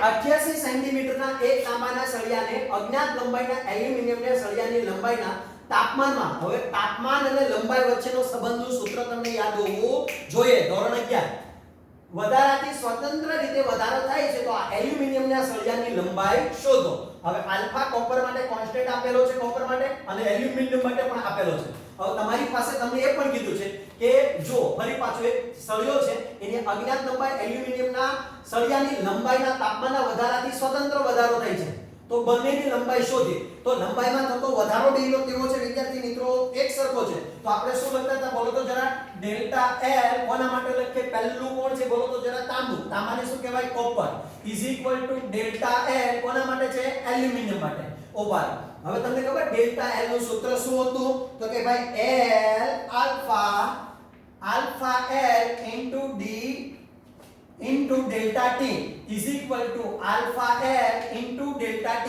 over તાપમાનમાં થતો ફેરફાર એક સરખો છે આલ્ફા કોનો છે આ કોપરનો લંબાઈ કોની છે કોપરની આલ્ફા કોનો છે એલ્યુમિનિયમનો લંબાઈ કોની છે એલ્યુમિનિયમની આમાં ફેરફાર કેવો છે એક સરખો એટલે સામસામે છે એટલે કેવો થઈ જશે કેન્સલ હવે આપણે લંબાઈ કોની જોઈએ છે જુઓ તો જરા અહીંયા એલ્યુમિનિયમની લંબાઈ તો આમાં કરતા કોને કરવાના એલ્યુમિનિયમને તો શું લખી નાખીશું લંબાઈ એલ્યુમિનિયમ આ બાજુ આવશે એટલે આલ્ફા કોપર લંબાઈ કોપર અપોન હું લખીશું આલ્ફા એલ્યુમિનિયમ હાલ આલ્ફા કોપર નું મૂલ્ય કેટલું છે જો તો જરા 1.7 * 10⁻⁻⁵ લંબાઈ કોપરની લંબાઈ કેટલી છે ઉપર જો તો જરા ઉપર કેટલી આપી છે 88 તો અહીં કેટલા આપણે કરી નાખીશું 88 upon alpha L delta L ની મૂલ્ય કેટલું છે જો તો જરા અહીંયા તો કે ભાઈ 2.2 * 10⁻⁵ હવે -5 કેવું થઈ ગયું કેન્સલ અહીંયા બે ની ઘાત પણ કટ થઈ જશે કારણ કે એક પછી પોઈન્ટ છે એટલે 17 * 88 ભાગ્યા કેટલા છે 22 તો 22 4 22 4 ને 4 2 8 4 2 યસ 22 4 અને 17 * 4 17 * 68 તો કેટલા સેન્ટીમીટર આવશે 68 સેન્ટીમીટર તો ઉપર એલ્યુમિનિયમની લંબાઈ કેટલી થઈ ગઈ 68 જો ક્યાં છે એક નંબરમાં તો જવાબ શું આવશે 1 નંબર 68 સેન્ટીમીટર ઉભારો વિદ્યાર્થી મિત્રો હવે ઘણી વખત એવું બને આને મીટરમાં ફેરવી નાખે તો પ્રોબ્લેમ નહીં અહીંથી મીટરમાં ગણતરી કરવાની એટલે મીટરમાં જવાબ આવી જશે અથવા તો સેન્ટીમીટર છેલ્લે જે જવાબ આવે છે એને તમારે શેમાં ફેરવી દેવાનો મીટર ચલો ત્યાર પછીનો આપણે ગણીએ નેક્સ્ટ દાખલો શું કહે છે જરા જોઈએ વેરી ગુડ બિચારી રકમ પણ આ બાજુથી કટ થઈ ગઈ છે જો પણ રકમ કટ નથી થઈ બનાવેલું એવું છે જોજો r ત્રિજ્યા ધરાવતો એક વાહક નળાકાર અચળ પ્રવાહધારી છે ચુંબકીય ક્ષેત્રમાં મૂલ્ય b અને વાહકના કેન્દ્રથી અંતર d વચ્ચેનો આલેખ કયો સચોટ છે સાચો આલેખ કયો છે ઉભા ચુંબકીય ક્ષેત્રનો આલેખ તમને ખબર હશે અતિ લાંબો વાહકતા હોય તો એનું સૂત્ર બી તમને ખબર છે જેની અંદર શું થાય b ચલે છે 1/r પણ તમને ખબર જેમ તમે અક્ષથી જેમ આગળ વધતા જાવ તેમ ચુંબકીય ક્ષેત્ર વધતું જાય સપાટી પર ચુંબકીય ક્ષેત્ર મહત્તમ હોય અને હવે તમે તારથી જેમ દૂર જતા જાવ તેમ ચુંબકીય ક્ષેત્ર ઘટતું જાય એટલે અંદરના ભાગમાં શું હતું b ચલે છે r અને બહારના ભાગમાં શું હતું b ચલે છે 1/r એટલે વ્યસ્ત પ્રમાણમાં અંદરના ભાગમાં કેવું હતું સમપ્રમાણમાં તો ઘટના શું બને જો તો જરા b અને r વચ્ચેનો સંબંધ અક્ષ પર કેવું છે 0 જેમ આગળ વધતા જાવ તેમ ચુંબકીય ક્ષેત્ર વધતું જાય જેમ આગળ વધતા જાવ તેમ ચુંબકીય ક્ષેત્ર વધતું જાય સપાટી પર ચુંબકીય ક્ષેત્ર મહત્તમ હવે શું થાય છે તો કે જેમ તમે દૂર જતા જાવ મતલબ કે તારથી દૂર જતા જાવ તેમ ચુંબકીય ક્ષેત્ર ઘટતું જાય પણ ઉભા આવો આલેખ કયો છે જરા જો તો 4 નંબરનો આલેખ તો આપણે જવાબ કયો આવશે 4 નંબર સારું ચલો ત્યાર પછીનો આપણે આગળ ગણીએ A અને B કણો ક્રમશઃ RA RB ત્રિજ્યાઓને સમકેન્દ્રી વર્તુળો પર અનુક્રમે VA VB ઝડપથી નિયમિત વર્તુળમાં ગતિ કરે છે અચ્છા ચલો જોજો જરા તેઓના ભ્રમણના આવર્તકાળ સમાન છે કયું સમાન છે આવર્તકાળ સમાન છે A ની કોણીય ઝડપ અને B ની કોણીય ઝડપનો ગુણોત્તર કેટલો હશે ઉભા રહો કોણીય ઝડપ ઓમેગા શું લખાય 2π/t પણ તમે પહેલા એ જરા જો પહેલા આપણે કોના માટે લઈએ A માટે પછી કોના માટે લઈએ B માટે હવે તમને ખ્યાલ હશે 2π એટલે આખું એક ભ્રમણ કોન્સ્ટન્ટ છે અને આવર્તકાળ પાછા સમાન છે જુઓ એટલે આપણે શું લખીએ 2π/t એ માટે ઇન્ટુ છેદોછેદ ઉલટીને અંશમાં t/2π આવર્તકાળ તો બેના સરખા છે ભ્રમણ તો સરખો હોવાનું જ આવર્તકાળ સરખા છે તો બેના આવર્તકાળ પણ કેવા થઈ જવાના આવર્તકાળ કેન્સલ 2π કેન્સલ તો જવાબ શું આવશે 1 હવે 1 જવાબ આવે તો જવાબ શું લખાય 1/1 અને 1/1 કયોનો જવાબ છે બોલો તો જરા વિદ્યાર્થી મિત્રો જો કોણીય ઝડપ કીધું છે એટલે ઓમેગા આવ્યું છે ને હા તો પહેલો જવાબ કેટલો આવશે 1/1 સારું ચલો ત્યાર પછી આપણે નેક્સ્ટ દાખલો ગણીએ જરા જોજો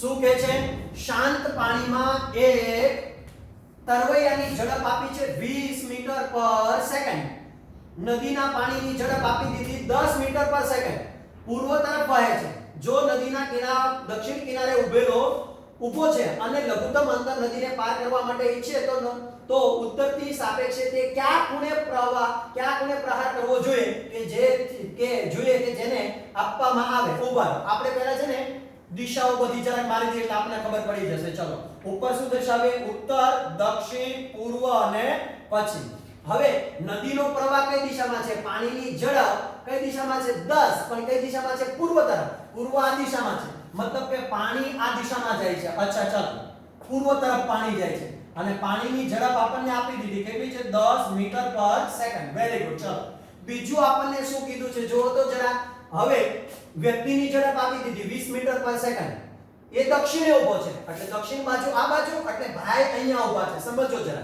તો એને ક્યાં ખૂણે પ્રહાર કરવો જોઈએ જેને લઘુત્તમ અંતર માટે મતલબ કે અહીંયા પહોંચવા માટે એને કઈ રીતે પાણીનો પ્રવાહ આમ વહે છે એને અહીંયા પહોંચવું છે હવે તમને ખબર હોડીઓ વાળા શું કરે છે અહીંથી આમ સીધા નથી જતા અહીં પહોંચવા માટે આમ ક્રોસમાં જાય છે એટલે એમને આવી રીતે એની હોડી ચલાવવી પડશે મતલબ કે તરવૈયો છે તો એને તરતા તરતા આ બાજુ જવું પડશે યસ આ બાજુ જવું પડશે તો અહીંયા એમને લઘુત્તમ અંતર મળશે તો હવે અહીંયા આપણે આપી દઈએ છીએ થીટા અહીંયા જેનો વેગ હશે એ આપણને વેગ આપી દીધો છે v જો તો જરા કેટલો આપ્યો છે આપણને 20 મીટર પર સેકન્ડ હવે તમને ખબર ખૂણો આપણને માંગ્યો છે જો ક્યાં ખૂણે પ્રહાર કરવો પડશે મતલબ ક્યાં ખૂણે એને જવું પડશે અહીંયા પહોંચવા માટે આમ કેટલો ખૂણો બનશે હવે ખૂણાની સામેની બાજુને કર્ણ બે મળી ગયા છે આ તો 90 છે તો આપણે શું વાપરી શકીએ sin તો sin θ સામેની બાજુ છેદમાં કર્ણ તો sin θ ના sin θ હવે સામેની બાજુ કેટલી છે 10 અને કર્ણ કેટલો છે 20 તો sin θ કેટલા આવ્યા 1/2 હવે θ 1/2 હવે sin 1/2 આપણને ક્યારે મળે બોલો તો જરા વિદ્યાર્થી મિત્રો તો કે ભાઈ θ નું મૂલ્ય 30 હોય ત્યારે તો જવાબમાં શું આવશે 30 અંશ પણ કઈ દિશામાં દક્ષિણ થી પશ્ચિમ તરફ તો જવાબ શું આવશે 30 અંશ પશ્ચિમ તરફ ઓભાર તો જવાબ શું આવશે 30 અંશ પશ્ચિમ તરફ જોજો જરા ભૂલતાની રીતે પ્રોબ્લેમ આવી જશે ચલો ત્યાર પછીનું આપણે 23મું જોઈએ જરા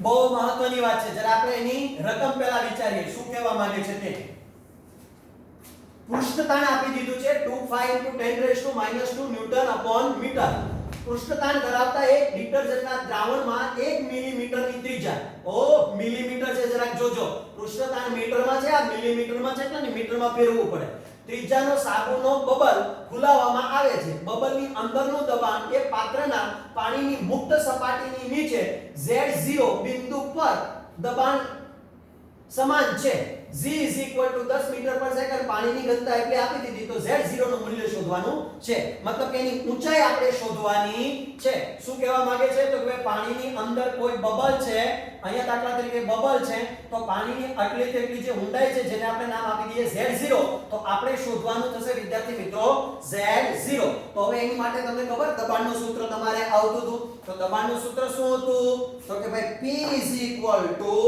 ડેલ્ટા P 40 હવે તમને ખબર આ મુક્તતાના અંશો આવતા હતા એટલે કેટલા છે બે મુક આવશે એટલે કેટલા આવશે 2t ની જગ્યાએ કેટલા આવશે 40 ત્રિજ્યા r ઉપર આને આપણે શું નામ આપી દઈએ ρgh કારણ કે બબલ ઉપરનું દબાણ કેટલું હશે ρgh * 40 r ચલો તો ρgh નું મૂલ્ય કેટલું છે Z0 40 r તો Z0 40 r into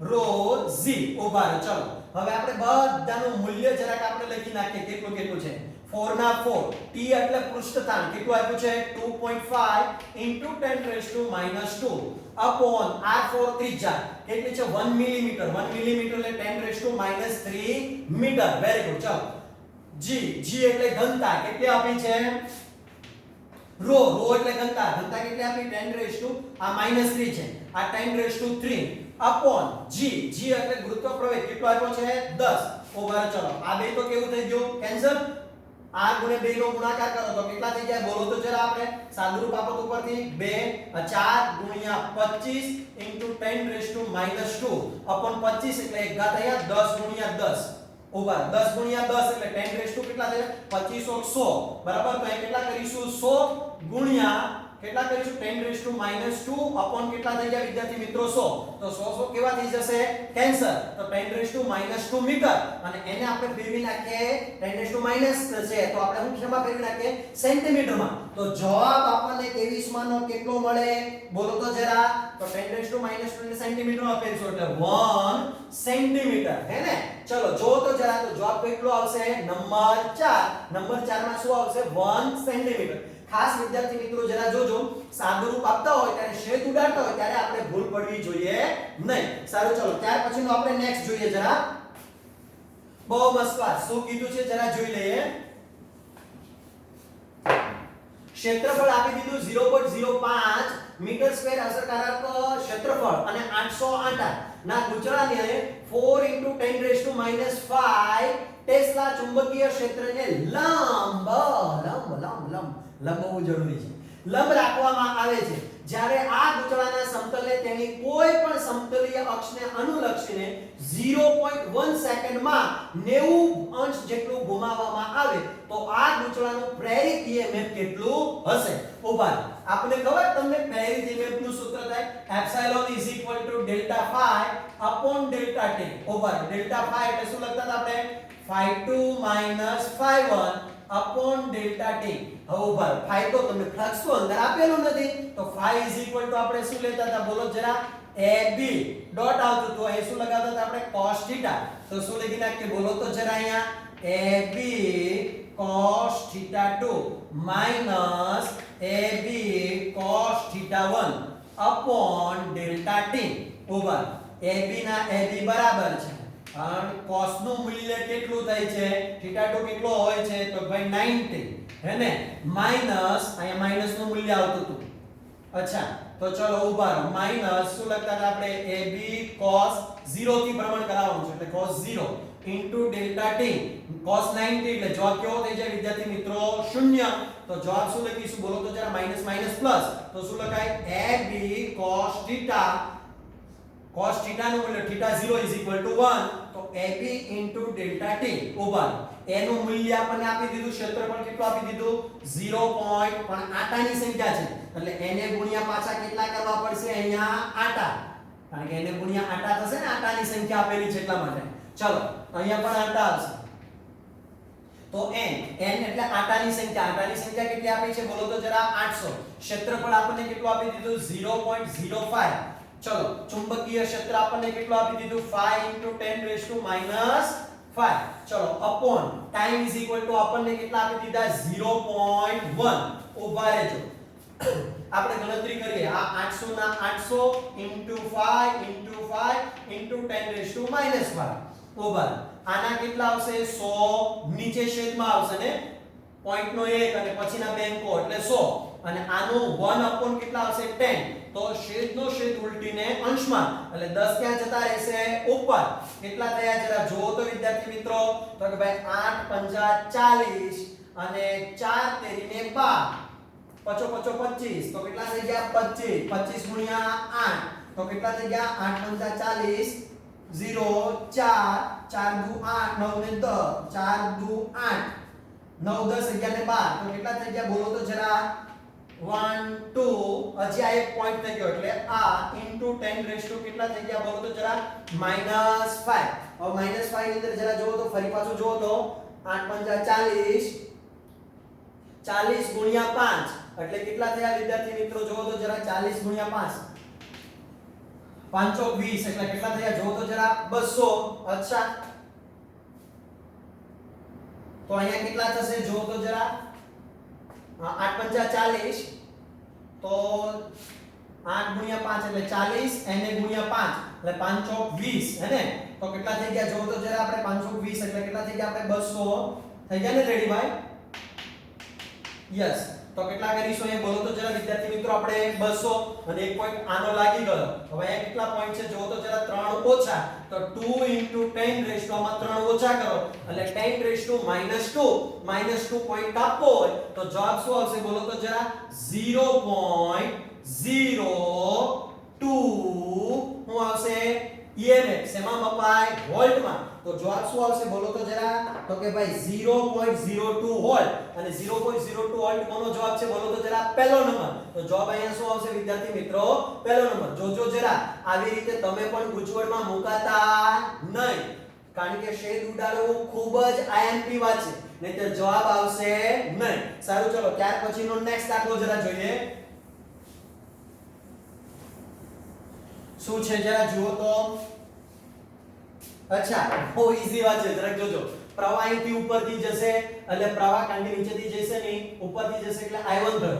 હવે અહીંયા અવરોધ 10 ઓમેગા છે, ઉપરાંત આ એક અહીંયા એક વોલ્ટમીટર જોડેલું છે એટલે અવરોધ વધી ગયો એટલે આમાં પણ પ્રવાહ ક્યાંથી જશે ઉપરથી તો વિચાર બેયમાં પ્રવાહ કેવો થયો સમાન એટલે I1 શું થયું I2 અને વોલ્ટેજ પણ બેયના કેવા છે સમાન તો જવાબ શું આવશે વોલ્ટેજ સમાન અને પ્રવાહ સમાન એટલે નંબર કયો આવશે વિદ્યાર્થી મિત્રો 4 નંબર V1 V2 અને I1 I2 સારું ચલો ત્યાર પછી આપણે જોઈએ નેક્સ્ટ દાખલો શું કહે છે જરા જોવો તો વિદ્યાર્થી મિત્રો આ થોડો લાંબો દાખલો છે એટલે આ દાખલાને તમે જરા ધ્યાનથી જરા સમજજો અને જરા બી જો શેડ્યુલમાં ભૂલ થાય તો તમારથી જવાબ આવશે 9 પરંતુ જોયા કરવો પડે આપણે તો ચલો શું જોઈએ જરા જુઓ 4 મીટર દ્રવ્યમાનના અને u ઝડપથી ગતિ કરતો એક પદાર્થ A 2m દ્રવ્યમાન અને સ્થિર એવા b પદાર્થ સાથે અથડાય છે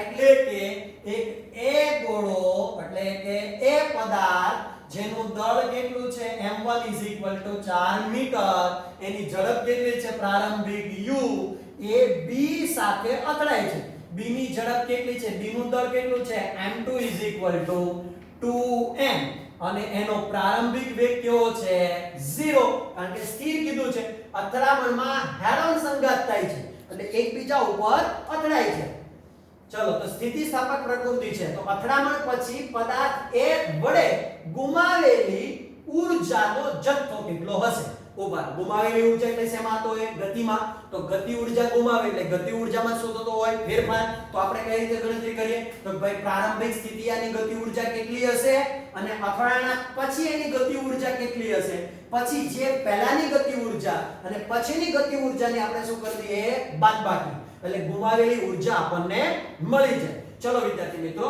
તો અહીંયા આપણે લખીએ સંઘાત પહેલા ચાલો સંઘાત પહેલાની ગતિ ઊર્જા k1 1/2 mv2 ઉભા રહેજો વિદ્યાર્થી મિત્રો 1/2 ના 1/2 m એટલે દળ કેટલા છે 4m v2 ની જગ્યાએ શું આવશે u2 તો અહીંયા 2 કેન્સલ અને જો 1/2 છે ને એ 4m છે એટલે 2 કેવા જઈ જશે કેન્સલ એટલે કેટલા આવી ગયા 2 તો જવાબ કેટલો હશે 2mu2 ચલો આ આપણને પહેલી ગતિ ઊર્જા મળી હવે શું લખીશું સંઘાત પછી પણ સંઘાત પછીનો આપણે પહેલા શું જોઈએ વેગ તો એને આપણે શું નામ આપી દઈએ v1 એટલે કે પહેલા ગોળાનો વેગ હવે પહેલા ગોળાના વેગનું સૂત્ર યાદ છે ને m1 m2 m1 m2 u plus શું હતું ભાઈ બોલો તો જરા 2m2u m1 m2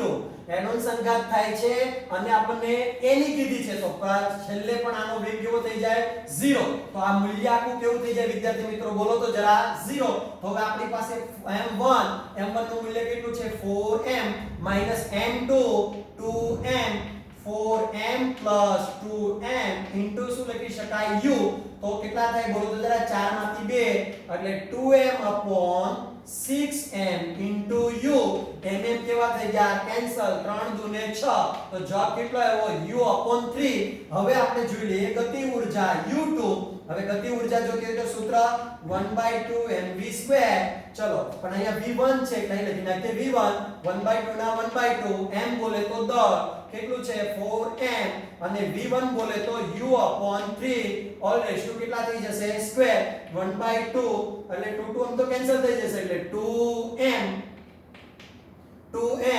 u2 upon કેટલા થઈ ગયા 6 તો જવાબ કેટલો હશે mu2 અપોન 3 હે ને 3 દુને 6 એટલે અપોન કેટલા થઈ ગયા 3 ચલો જરા સાદુરૂપ આપો તો જરા આપણે કેટલું મળે તો આપણે શું જોઈએ છે જો તો જરા આપણે એની ગતિ ઊર્જામાં થતો શું જોઈએ છે ફેરફાર જોજો જરા અહીંયા કમ્પ્લીટ ચાલે છે ને mu 2 કેન્સલ 2 u/3 કમ્પ્લીટ છે ચલો હાલો આગળ વધીએ જરા m2 એટલે આનો સ્ક્વેર સોરી અહીંયા શું થઈ જશે જરા જુઓ તો અહીંયા 2 કેન્સલ એટલે 2m u² upon 3 તેરી ને 9 તો જવાબ કેટલો આવ્યો 2m u² upon કેટલા થઈ ગયા વિદ્યાર્થી મિત્રો 9 બાય મિસ્ટેક થી સોરી 6 લખાઈ ગયેલા હતા તો ચલો શું લખીશું આપણે ગતિ ઊર્જામાં થતો ફેરફાર તો ડેલ્ટા k k1 k2 અને કે પહેલા ગતિ ઊર્જા હંમેશા વધારે જ હોય સંઘાતના નિયમો તમને ખબર હશે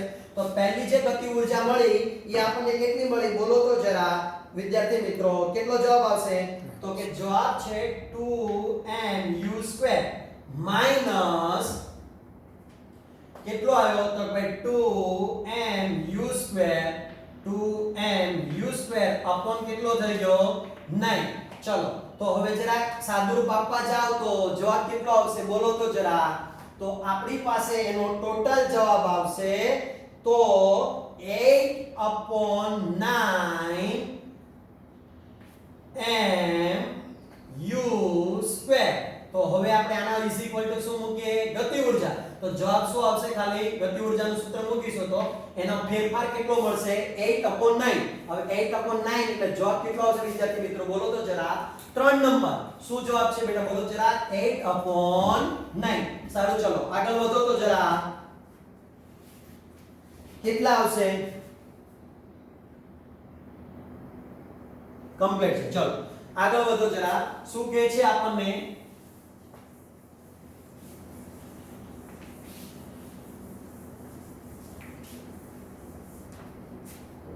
L લંબાઈના એક લાંબા તાર પર જ્યારે m દળના એક બ્લોકને લટકાવવામાં આવે છે ત્યારે આ તારની લંબાઈ L + L બને તો લાંબા થયેલા આ તારને સંગ્રહ પામતી સ્થિતિ ઊર્જા કેટલી હશે પામેલી સંગ્રહ થયેલી સ્થિતિ ઊર્જા મતલબ કે સ્થિતિ ઊર્જામાં થતો ફેરફાર ચલો વિદ્યાર્થી મિત્રો આપણને એક અહીંયા બ્લોક લટકાવવામાં આવ્યો છે હવે એ સમયે એની લંબાઈ કેટલી હશે બોલો તો જરા L ચલો હવે એની લંબાઈ વધારીએ એટલે ટોટલ લંબાઈ કેટલી થઈ ગઈ બોલો તો જરા L + L સરસ ચલો દ્રવ્યમાન કેન્દ્રથી અંતર મપાય એટલે આપણે એને દ્રવ્યમાન કેન્દ્રથી રાખીએ ચલો હવે આપણે આની જોઈએ છે સ્થિતિ ઊર્જામાં જો સ્થિતિસ્થાપક ઊર્જા એટલે સ્થિતિ ઊર્જામાં થતો ફેરફાર હવે સ્થિતિ ઊર્જામાં થતો ફેરફારનું સૂત્ર આપણી પાસે હતું પહેલી જે સ્થિતિ ઊર્જા હતી એને આપણે નામ આપી દીધું U1 U1 ની સ્થિતિ ઊર્જા આપણી પાસે કેટલી હતી તો કે ભાઈ 1/2 mg કોણ છે કેપિટલ L અચ્છા અહીંયા શું લખીશું U2 = 1/2 m L ની લંબાઈ કેટલી છે જોવો તો જરા L + L તો જવાબ કેટલો હશે 1/2 L + 1/2 ml ચલો બેટા આપણે શું જોઈએ છે સ્થિતિ ઊર્જામાં થતો ફેરફાર એટલે ડેલ્ટા U = શું લખીશું U2 - U1 U2 = આપણી પાસે કેટલા છે 1/2 ml + 1/2 m small l minus 1/2 m mg capital L ઉભા રહેજો જરા જોજો અહીંયા mg અહીંયા પણ શું આવશે વિદ્યાર્થી મિત્રો mg અહીંયા પણ શું આવશે mg અને અહીંયા પણ શું આવશે વિદ્યાર્થી મિત્રો mg અચ્છા ચલો તો હવે આપણી પાસે શું થયું તો ભાઈ સમાન જીવી કેવા થઈ ગયા કેન્સલ તો જવાબ શું આવશે બોલો તો જરા 1/2 mgl હવે જો તો જરા 1/2 mgl ક્યાં જવાબ છે આ તો કેપિટલ છે એટલે નહીં આવે જોજો જરા બી ભૂલ ના કરતા આ કેપિટલ L છે પણ આપણે તો જવાબ આવ્યો સ્મોલ l વાળો તો જવાબ કેટલો આવશે 4 નંબર સારું ચલો ત્યાર પછીની આગળ વધીએ વિદ્યાર્થી મિત્રો શું કહે છે જરા જુઓ તો બહુ મસ્ત વાત અહીંયા શું કહે છે v વેગથી ગતિ કરતા એક કણ પર 3 બળો આકૃતિમાં દોરેલા છે તો PQR વડે લાગે છે ત્રિકોણમાં PQR તો આ કણનો વેગ શોધો ઉભા head and tail head and tail head and tail મતલબ કે આખો એક બંધ ગાળો રચે બંધ ગાળો રચે તો વિચારો તો જરા ઘટના શું બને તો બળ કેવું લાગે બંધ ગાળો હોય તો બળ શૂન્ય લાગે સમજો જેના ઉપર બળ શૂન્ય લાગતું હોય એનો વેગ હોય એટલો ને એટલો રહે ન વેગ વધે ન વેગ ઘટે કારણ કે જે પદાર્થ ઉપર બળ લાગતું જ નથી તેના વેગમાં કઈ ફેરફાર થતો નથી એટલે વેગમાં ફેરફાર ના થાય તો વેગ કેવો મળે અચળ તો અચળનો જવાબ કયો આવશે 4 નંબર એટલે શું આપણે લખીશું વિદ્યાર્થી મિત્રો વેગ અચળ રહે છે ચલો બીજું આપણને શું કીધું છે પૃથ્વીની સપાટી પર કોઈ એક બિંદુએ ડીપ ઓફ એંગલ +25 અંશ છે અને પૃથ્વીના બી બિંદુએ ડીપોપ એંગલ -25 છે, તો તમે શું સમજાવી શકો? ઉભા રહો, તમને ખબર છે ડીપોપ એંગલનો નિયમ શું છે? આ આપણે તો ભ્રમણાક્ષ ઉપર જે ભ્રમણ કરતો તે, આને આપણે નામ આપતા હતા ભૌગોલિક ઉત્તર ધ્રુવ અને આને આપણે નામ આપ્યું હતું ભૌગોલિક દક્ષિણ ધ્રુવ. અહીંયા કેવો હોય ડીપોપ એંગલ? હંમેશા માઈનસ. સમજો જરા. અને અહીંયા કેવો હોય ડીપોપ એંગલ? હંમેશા પ્લસ. તો હવે આપણે શું લખીશું? તો ભાઈ ઉત્તરમાં પ્લસ હોય અને દક્ષિણમાં માઈનસ. તો હવે a માં પ્લસ છે તો અહીંયા લખી નાખીએ a અને અહીંયા લખી નાખીએ b. તો હવે આપણે શું લખી નખાય? a ઉત્તર ગોળાર્ધમાં છે એટલે a એ ઉત્તર અર્ધગોળાર્ધમાં સ્થિત છે અને b એ દક્ષિણ ગોળાર્ધમાં છે. જવાબ પૂરો.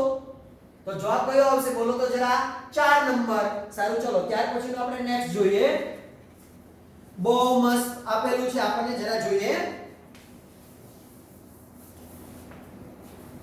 11મા ધોરણનો છે. સમક્ષિતિજ સાથે 60 કોણે રાખેલા એક લાંબા લીસા ઢળતા પાટિયાના તળિયે જ્યારે કોઈ પદાર્થને શૂટ કરવામાં આવે છે, મતલબ કે ફેંકવામાં આવે છે ત્યારે પાટિયા પર, પરંતુ જ્યારે ઢાળ ઘટાડીને 30 કરવામાં આવે છે ત્યારે તે જ વેગથી શૂટ કરવામાં આવે તો x2 અંતર કાપે તો x1 ને x2 નો ગુણોત્તર શોધો. ઉભા રહો, આપણને પહેલા જે કીધું છે એ આપણે જોઈ લઈએ અને પછી કીધું તે આપણે જરા લઈ લઈએ.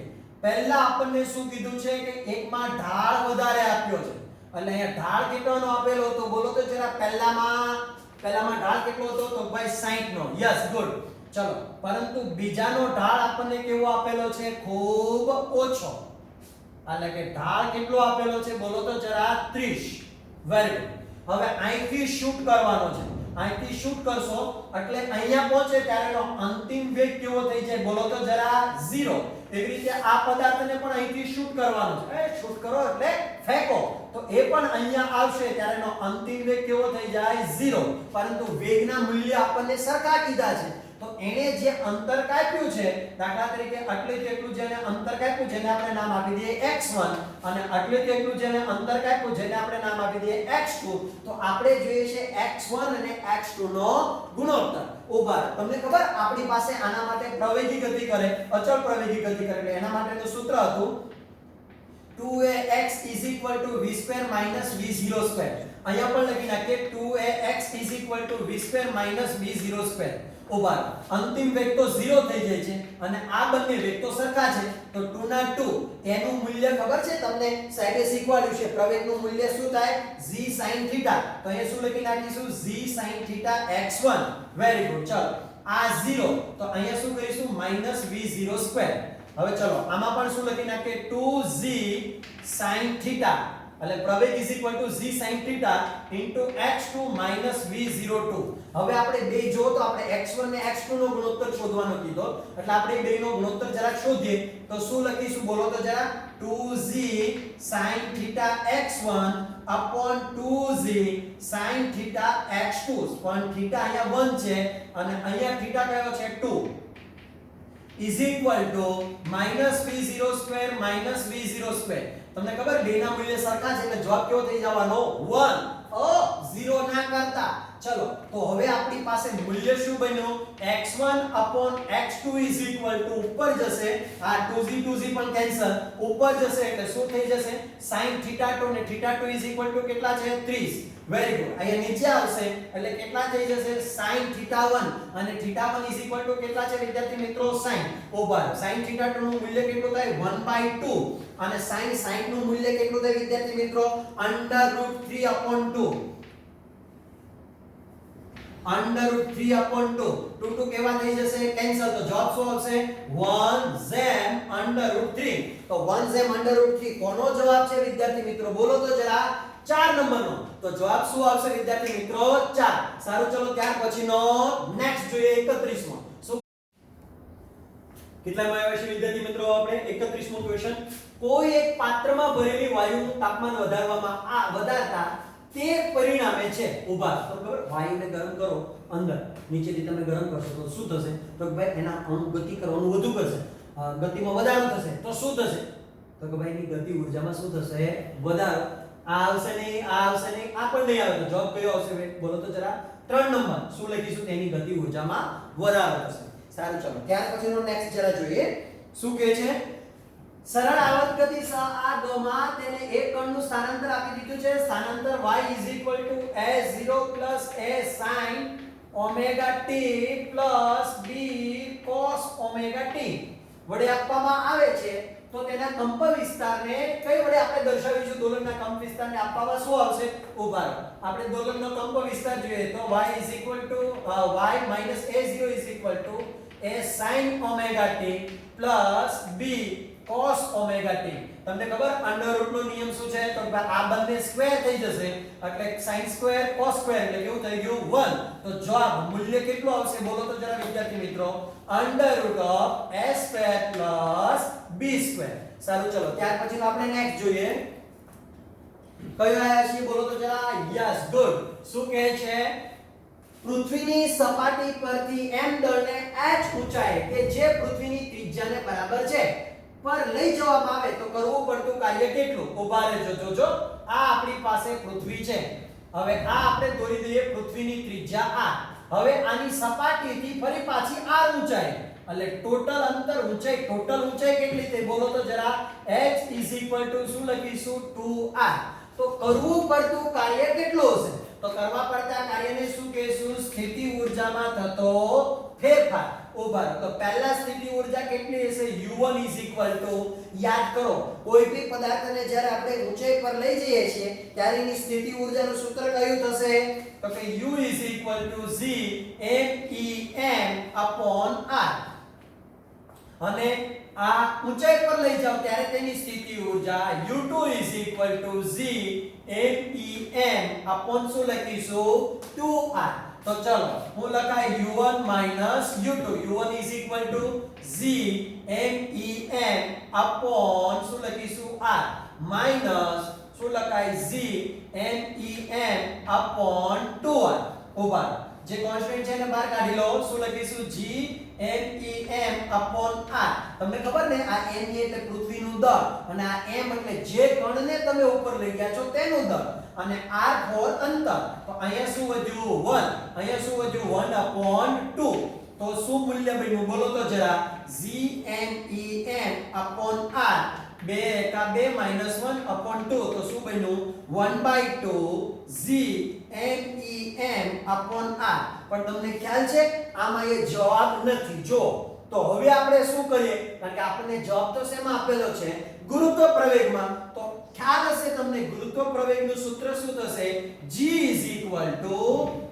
જો યાદ રાખો આને ગુરુત્વ પ્રવેગ કહેવાય આને કેવેન્ડિશ અચળાંક કહેવાય g me r2 તો અહીંયા g me છે પણ r2 નથી તો શું કરીએ r વડે ભાગીએ ને r વડે ગુણીએ તો 1/2 g mem r into r હવે બની ગયું જોવો તો જરા r2 આવી ગયો તો આના શું લખી નાખીએ c તો જવાબ શું આવશે 1/2 m આખાનું શું લખી નાખો g અને અહીંયા શું લખી નાખો r તો જવાબ શું આવશે બોલો તો વિદ્યાર્થી મિત્રો નંબર 4 નંબર કોણ છે 1/2 mgr બોલો કમ્પ્લીટ છે ને ખૂબ ઈઝી દાખલો છે 11મા ધોરણનો છે ચલો આગળ વધીએ જરા 12th નું છે જરા જોઈએ શું કહે છે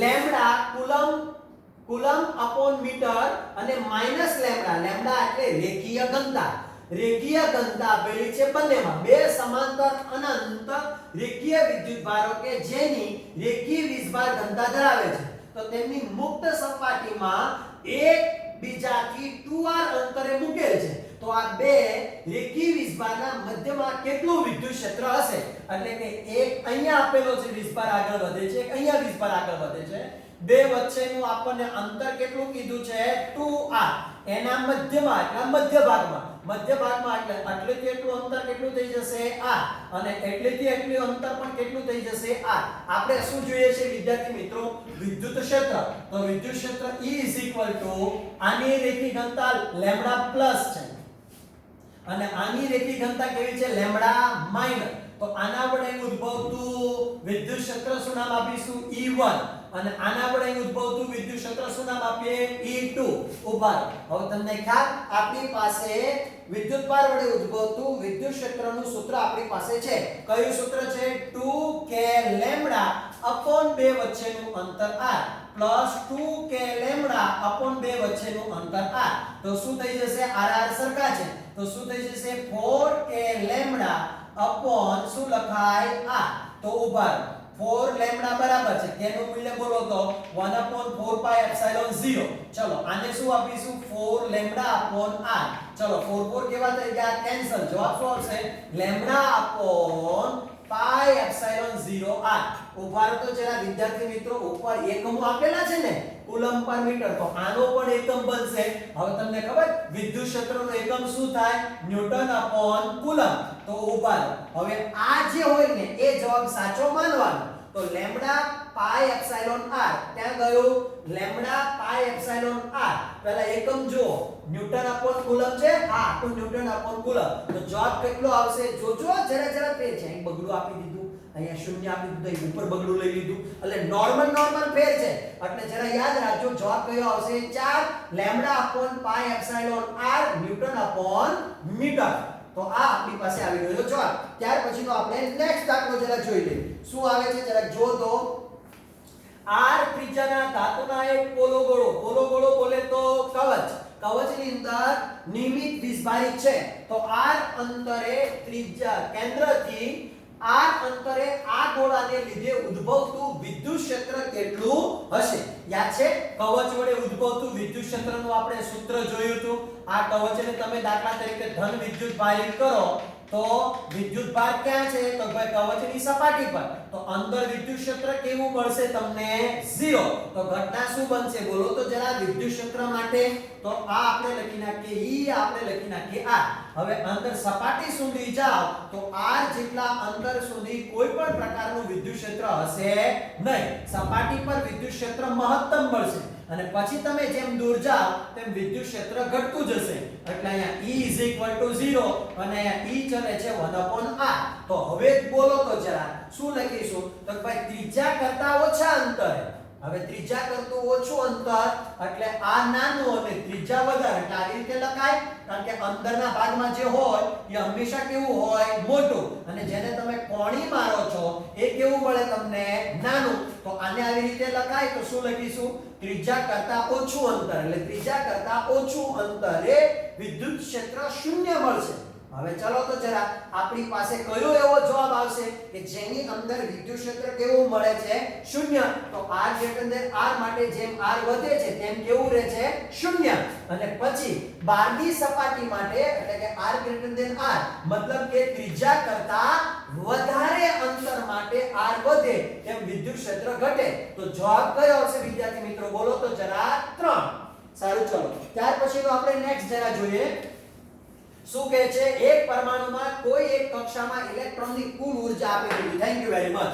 તેની ગતિ ઊર્જા અને સ્થિતિ ઊર્જા ક્રમશઃ કેટલી હશે? તો તમને ખબર ગતિ ઊર્જા અને કુલ ઊર્જા વચ્ચેનો સંબંધ કેવો છે? તો ભાઈ પ્લસ e. ઉભા રહો. પ્લસ e એટલે ખાલી પ્લસ હોય ને લેવાની. કેટલી છે બોલો તો જરા? કુલ ઊર્જા કેટલી છે? તો ભાઈ પ્લસ કેટલા આવશે? 3.4 ઇલેક્ટ્રોન વોલ્ટ. વિદ્યાર્થી મિત્રો, ગતિ ઊર્જા ક્યારે માઈનસ હોતી નથી. હવે આપણે જોઈએ છે સ્થિતિ ઊર્જા. તો u શું લખાય? -e. તો માઈનસ બરાબર છે. e નું મૂલ્ય કેટલું આપ્યું છે બોલો તો જરા?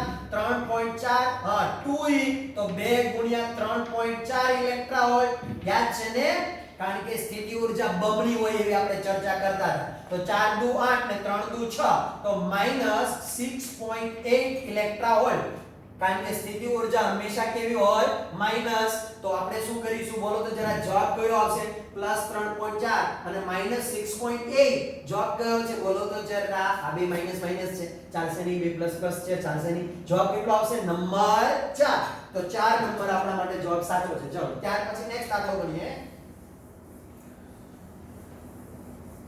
બહુ મસ્ત વાત છે. કેટલામાં આવી ગયા આપણે બોલો તો જરા? આપણે વિદ્યાર્થી મિત્રો 37. હું કહે છે m દળના એક પાતળા તાર સાથે જોડાયેલ છે. હવે આ પાતળા તાર સાથે m દળને એક પાતળા તાર સાથે જોડેલ છે અને ઉદ્ધવ વર્તુળ પર વીંટાળવામાં આવે તો આ તારને મોટા ભાગે તૂટી જશે. ઉભા રહેજો, જોજો જરા ઘટના શું બનશે. દાખલા તરીકે તમે આ ગરગડી લીધી છે અને આના ઉપર તમે એક દોરી વડે દળ લટકાડેલું છે. હવે તમે જેમ જેમ વિટાળતા જશો તેમ દ્રવ્યમાન કેન્દ્ર ક્યાં આવતું જશે નીચે તો ઉભા દ્રવ્ય આ ક્યારે તૂટી જાય તો કે દ્રવ્યમાન નીચામાં નીચા બિંદુએ હશે ત્યારે સારું ચલો ત્યાર પછી આપણે નેક્સ્ટ જરા જવાબ જોઈએ શું છે તો બંને ખુલ્લા છે બંને 1 1 છે બંને ખુલ્લા બંને 1 1 તો જવાબ શું આવશે વિદ્યાર્થી મિત્રો બોલો તો જરા નંદગે સારું ચલો ત્યાર પછી આપણે નેક્સ્ટ આગળ વધીએ વિદ્યાર્થી મિત્રો શું કહે છે એક આપણને વિદ્યુત સ્થિતિમાન આપી દીધું 3 વોલ્ટ અપોન સેકન્ડ થી બદલાતો હોય તેવા વોલ્ટેજ નું ઉદ્ગમ વડે એક 20 માઇક્રોફેરેડ કેપેસિટરને એક સમાંતર પ્લેટ કેપેસિટરને ચાર્જ કરવામાં આવેલ છે જોડાણ તારોમાંથી પસાર થતો વાહક પ્રવાહ અને કેપેસિટરની પ્લેટમાંથી પસાર થતો ડિસ્પ્લેસમેન્ટ પ્રવાહ એટલે કે સ્થાનાંતર પ્રવાહ ક્રમશઃ હશે ઉપર તમને ખ્યાલ છે આપણે સરે શીખવાડ્યું હશે કે જેટલો બાહ્ય પ્રવાહ હોય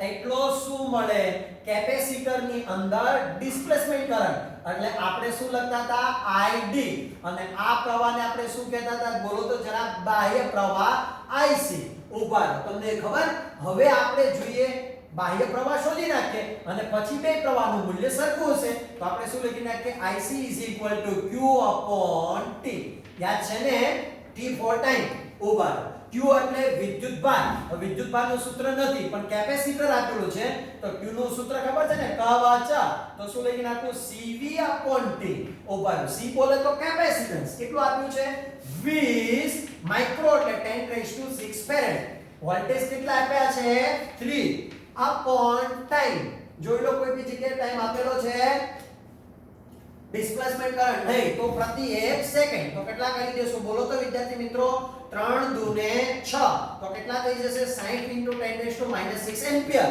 આપણને જવાબ માઇક્રોમાં આપેલા છે તો આને શું કરી દઈએ 60 માઇક્રો એમ્પિયર હવે તમને ખબર ડિસ્પ્લેસમેન્ટ કરંટ અને બાહ્ય કરંટ મતલબ કે વહન પ્રવાહ બે કેવા છે સમાન તો શું લખીએ IC ID 60 માઇક્રો એમ્પિયર તો શું લખાય જવાબ 60 માઇક્રો એમ્પિયર અને 60 માઇક્રો એમ્પિયર તો જવાબ શું આવશે વિદ્યાર્થી મિત્રો બોલો તો જરા 3 ચલો ત્યાર પછીનો આપણે નેક્સ્ટ જરા જોઈએ શું કહેવા માંગે છે તે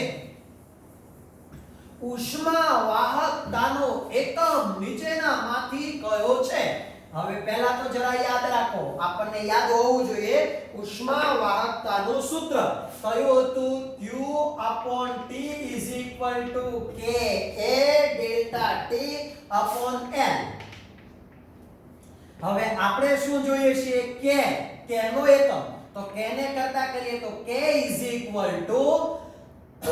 આ L અહીંયા જશે એટલે QL T A delta T over Q બોલે તો જૂલ આને કહેવાય સેકન્ડ આને કહેવાય મીટર કારણ કે લંબાઈનો એકમ મીટર ક્ષેત્રફળનો એકમ મીટર સ્ક્વેર અને તાપમાનનો એકમ સેલ્સિયસ આવે પણ આમાં સેલ્સિયસ છે જ નહીં તો કયો એકમ રાખીશું કેલ્વિન તો ઓવર તમને ખ્યાલ જૂલ પર સેકન્ડ એટલે શું લખાય વોટ એક મીટર કેન્સલ એટલે મીટર -1 કેલ્વિન -1 ચલો તો જરા વિદ્યાર્થી મિત્રો એમાંથી કયો જવાબ આવશે તો જવાબમાં શું લખીશું જૂલ મીટર -1 કેલ્વિન -1 એટલે જવાબ કયા નંબરનો આવશે વિદ્યાર્થી મિત્રો સોરી વોલ્ટ લીધું છે ને આપણે વોલ્ટ મીટર -1 કેલ્વિન -1 તો જવાબ કયો આવશે 1 કારણ કે આપણે જૂલ વાળું નથી લીધું જો આમાં સેકન્ડ નથી આપેલો નહીતર આપણે જૂલ વાળું લેતે પણ આમાં સેકન્ડ નથી જો એક પણ માં સેકન્ડ નથી સેકન્ડ આવે તો આપણે શું લઈએ વોલ્ટ તો વોલ્ટ મીટર -1 અને કેલ્વિન -1 એટલે જવાબ કયો આવશે 1 નંબર સારું ચાલો ત્યાર પછીનો આપણે નેક્સ્ટ જરા જોઈએ નીચેની પ્રક્રિયામાં ક્યાંમાં ઉષ્માનું શોષણ કે ઉત્સર્જન કંઈ થતું નથી જવાબ યાદ હશે સમોષ્મી કારણ કે એમાં ઉષ્માની આપલે થતી હોતી નથી તો જવાબ શું આવશે સમોષ્મી પ્રક્રિયા થતું નથી એટલે સમોષ્મી હોય તો જવાબ પાછા 3 આવે જરાક જોજો એટલે જવાબ શું આવશે બોલો તો વિદ્યાર્થી મિત્રો 3 નંબરનો સમોષ્મી સારું ચાલો હવે આપણે આગળ વધીએ બહુ મસ્ત એમસીક્યુ પહેલું ચેપ્ટર 12મું ધોરણ ક્રમિક +q અને -q વીજભારના બે બિંદુઓ વિદ્યુતભારો A અને B ને એકબીજાથી નિયત અંતરે અલગ રાખેલ છે એટલે જોજો ભાઈ અહીંયા એક A રાખ્યો છે અહીંયા B રાખ્યો છે બંને વચ્ચેનું અંતર r છે તો એમના વડે લાગતું બળ F = K, આમનો વિદ્યુતભાર Q, આમનો વિદ્યુતભાર -Q, બોલે તો Q² અપોન બંને વચ્ચેનું અંતર R². ચાલો આગળ. તો બળ છે એ F છે. ચલો માની લઈએ. હવે એનો 25% વીજભાર B પર ટ્રાન્સફર કરવામાં આવે તો લાગતું બળ શોધો. ઉભા રહેજો. એ ભાઈ મિસ્ટર પ્લસ છે એ ભાઈ. ચલો અને B ભાઈ કેવા છે માઈનસ. હવે તમે અહીંયાથી 25% વીજભાર અહીંયા લઈ જાઓ.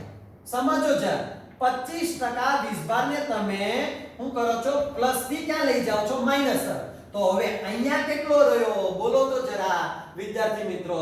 તો અહીંયા રહેશે 25% એટલે કેટલા રહ્યો 75. તો 75 upon 100 તો કેટલો જવાબ આવશે બોલો તો જરા 0.75. હવે અહીંયા કેટલો થયો તો અહીંયા 25% આવ્યો છે પણ કેવો આવ્યો છે પ્લસ વિદ્યુતભાર આવ્યો છે. સમજો જરા B પર કેવો વિદ્યુતભાર આવ્યો પ્લસ. તો માઈનસ પણ કેટલો રહ્યો 75%. તો આનો પણ જવાબ કેટલો આવશે 0.75. ઉભા રહો. તો હવે કેટલું બળ લાગશે બોલો તો જરા જેને નામ આપણે આપી દઈએ F' = K. હું લખીશું 0.75 ક્યુબ અને આને પણ શું નામ આપે 0.75 ક્યુબ અપોન અંતર તો એનું જ રાવા દેવાનું છે R². તો શું લખીશું બોલો તો જરા K Q² અપોન R². 0.75 એટલે 3/4 ને અને આમાં પણ 0.75 એટલે 3/4. આની ઇઝ ટુ શું લખાય બોલો તો જરા F. તો F' F કેટલા કહીશું 9/16. તો જવાબ કેટલો આવશે 9F/16. બોલો તો જરા 9F/16 કયો છે બોલો તો જરા 3 નંબર ને. તો જવાબ કેટલો આવશે વિદ્યાર્થી મિત્રો 9F/16 3 નંબર. સારું ચલો ત્યાર પછી વિદ્યાર્થી મિત્રો નેક્સ્ટ જરા જોઈએ કયા રંગની તરંગ લંબાઈ મહત્તમ છે. જાની વાલી કિનારા. ત્યાં છે ને જે છેલ્લે આવે એની તરંગ લંબાઈ વધારે હોય. યાદ હશે તમને એટલે જવાબ શું આવશે થિયરિકલ છે. લાલ રંગની તરંગ લંબાઈ સૌથી વધારે છે અને જાંબલી રંગની તરંગ લંબાઈ સૌથી ઓછી છે. પણ તમને ખ્યાલ છે આમાં તમને આવૃત્તિ ભી પૂછી નાખે. તરંગ લંબાઈની જગ્યાએ આવૃત્તિ કરી દે તો આવૃત્તિમાં પાછું ઊંધું આવે.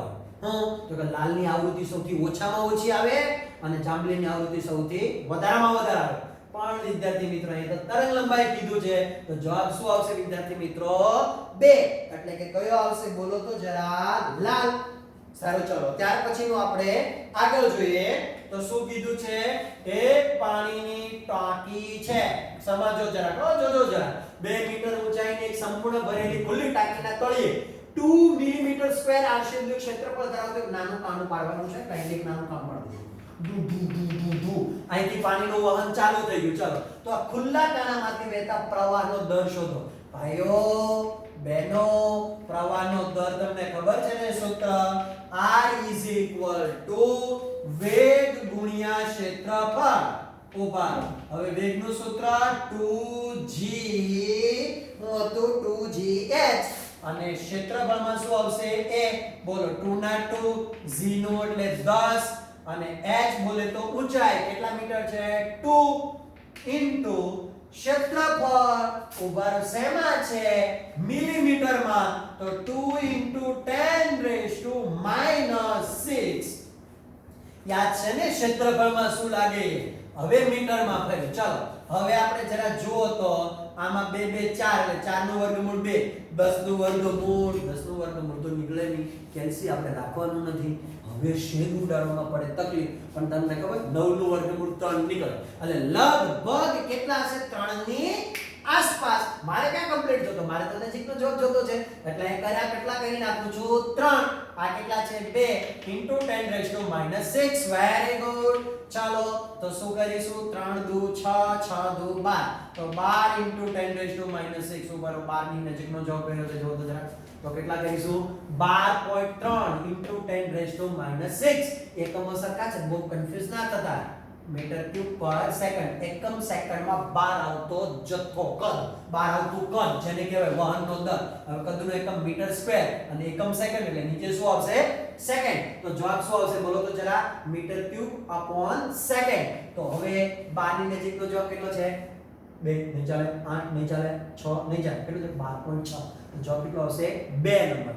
ચલો ત્યાર પછીનો આપણે નેક્સ્ટ જરા જોઈએ શું કહે છે છેલ્લો દાખલો ફિઝિક્સમાં શું કહે છે જરા જોવો તો વિદ્યાર્થી મિત્રો કોઈ એક સમક્ષિતિજ તળિયા પર 100 કિલોગ્રામ દ્રવ્યમાન અને 2 મીટર ત્રિજ્યાની એક તકતી ગબડે છે તેના દ્રવ્યમાન કેન્દ્રની ઝડપ 20 સેન્ટીમીટર પહેલા મીટરમાં ફેરવવું પડશે પર સેકન્ડ છે તો તેને રોકવા માટે કરવું પડતું કાર્ય મતલબ કે એક રસ્તા ઉપર એક ગરગડી આવી રીતે ગતિ કરે છે ગોળ ગોળ તો આની પાસે બે પ્રકારની ગતિ ઊર્જા છે કરવું પડતું કાર્ય એટલે ગતિ ઊર્જામાં થતો ફેરફાર એટલે બે પ્રકારની ગતિ ઊર્જા છે એક સુરેખ ગતિ કરે છે એટલે રેખીય ગતિ ઊર્જા 1/2 mv અને એક ભ્રમણ કરે છે એટલે કેવી કહેવાય કોણીય ગતિ ઊર્જા અને કોણીય ગતિ ઊર્જાનું સૂત્ર તમને ખ્યાલ છે ને વિદ્યાર્થી મિત્રો 1/2 I ઓમેગા સ્ક્વેર ચલો 1/2 ના 1/2 mv સ્ક્વેર 1/2 હું આવશે વિદ્યાર્થી મિત્રો બોલો તો જરા જડત્વની ચાક માત્રાનું સૂત્ર 1/2 m r for ત્રિજ્યા સ્ક્વેર ઓમેગા નથી તો જ્યાં ઓમેગા શું લખીશું તો કે ભાઈ v r ઓમેગા તો ઓમેગા શું લખાય v upon r તો અહીંયા શું લખી નાખીએ બોલો તો જરા v upon r all raised to square તો ચલો 1/2 mv square plus 1/2 into 1/2 mr square upon into v square upon r square ચલો r square કેવા થઈ ગયા વિદ્યાર્થી મિત્રો કેન્સલ તો જવાબ શું આવશે 1/2 mv square plus 2 4 એટલે 1/4 mv square ચલો સામાન્ય હોય ને ત્યાં કાઢી લઈએ બોલો તો જરા 12 તો બોલો શું લખીશું mv square અહીંયા શું આવશે બોલો તો જરા 1/2 plus 1/4 ચલો જરા ફટાફટ જરા ગણતરી કરો તો એટલે આપણને ખબર પડી જશે 4 એકા 4 m એટલે દળ ઉપર આપી દીધું કેટલું આપ્યું છે 100 કિલોગ્રામ ચલો વેગ કેટલો આપ્યો 20 સેન્ટીમીટર તો 20 સેન્ટીમીટર ના મીટર એટલે 10 2 ઓલ રેઝ ટુ સ્ક્વેર 4 એકા 4 2 એકા 2 એટલે 4 ને 2 કેટલા થઈ જાય 6 અને 4 દુને કેટલા થઈ જાય 8 સરસ ચલો હવે આપણી પાસે કેટલા આવ્યા જો તો જરા 100 ગુણ્યા સ્ક્વેર એટલે 20 ગુણ્યા 20 into 10 raised to -4 into 6 upon 8 ચલો જરા બોલો તો જરા અહીંયા આપણે કરી નાખીએ ગણતરી તો 3 દુને 6 અહીંયા કેટલા થશે પહેલા બોલો જરા 4 દુને 8 ચલો અહીંયા કેટલા થયા બોલો તો જરા 4 છે એટલે કેટલા થયા 10 અને 10 ઊભા રહો 1 2 3 4 એટલે 4 ઘાત છે એટલે 4 મીંડા સાથે બધું કેન્સલ માઈનસ ઘાત છે જવાબ માત્ર કેટલો છે 3 તો જવાબ કેટલો આવશે બોલો તો જરા 3 જૂલ એટલે જવાબ કયો આવશે 2 નંબરનો 3 joule thank you very much વિદ્યાર્થી મિત્રો હવે જરા જોઈએ ઓર એક બાબત ખાસ તમે એટલું જરા સમજો કે આપણી પાસે ZW ની વાત કરીએ નીટની વાત કરીએ તો નીટની અંદર ટોટલ ક્વેશ્ચનો કેટલા છે પહેલા ઈ જરા જોઈએ તો કે ભાઈ એની અંદર ટોટલ ક્વેશ્ચનો છે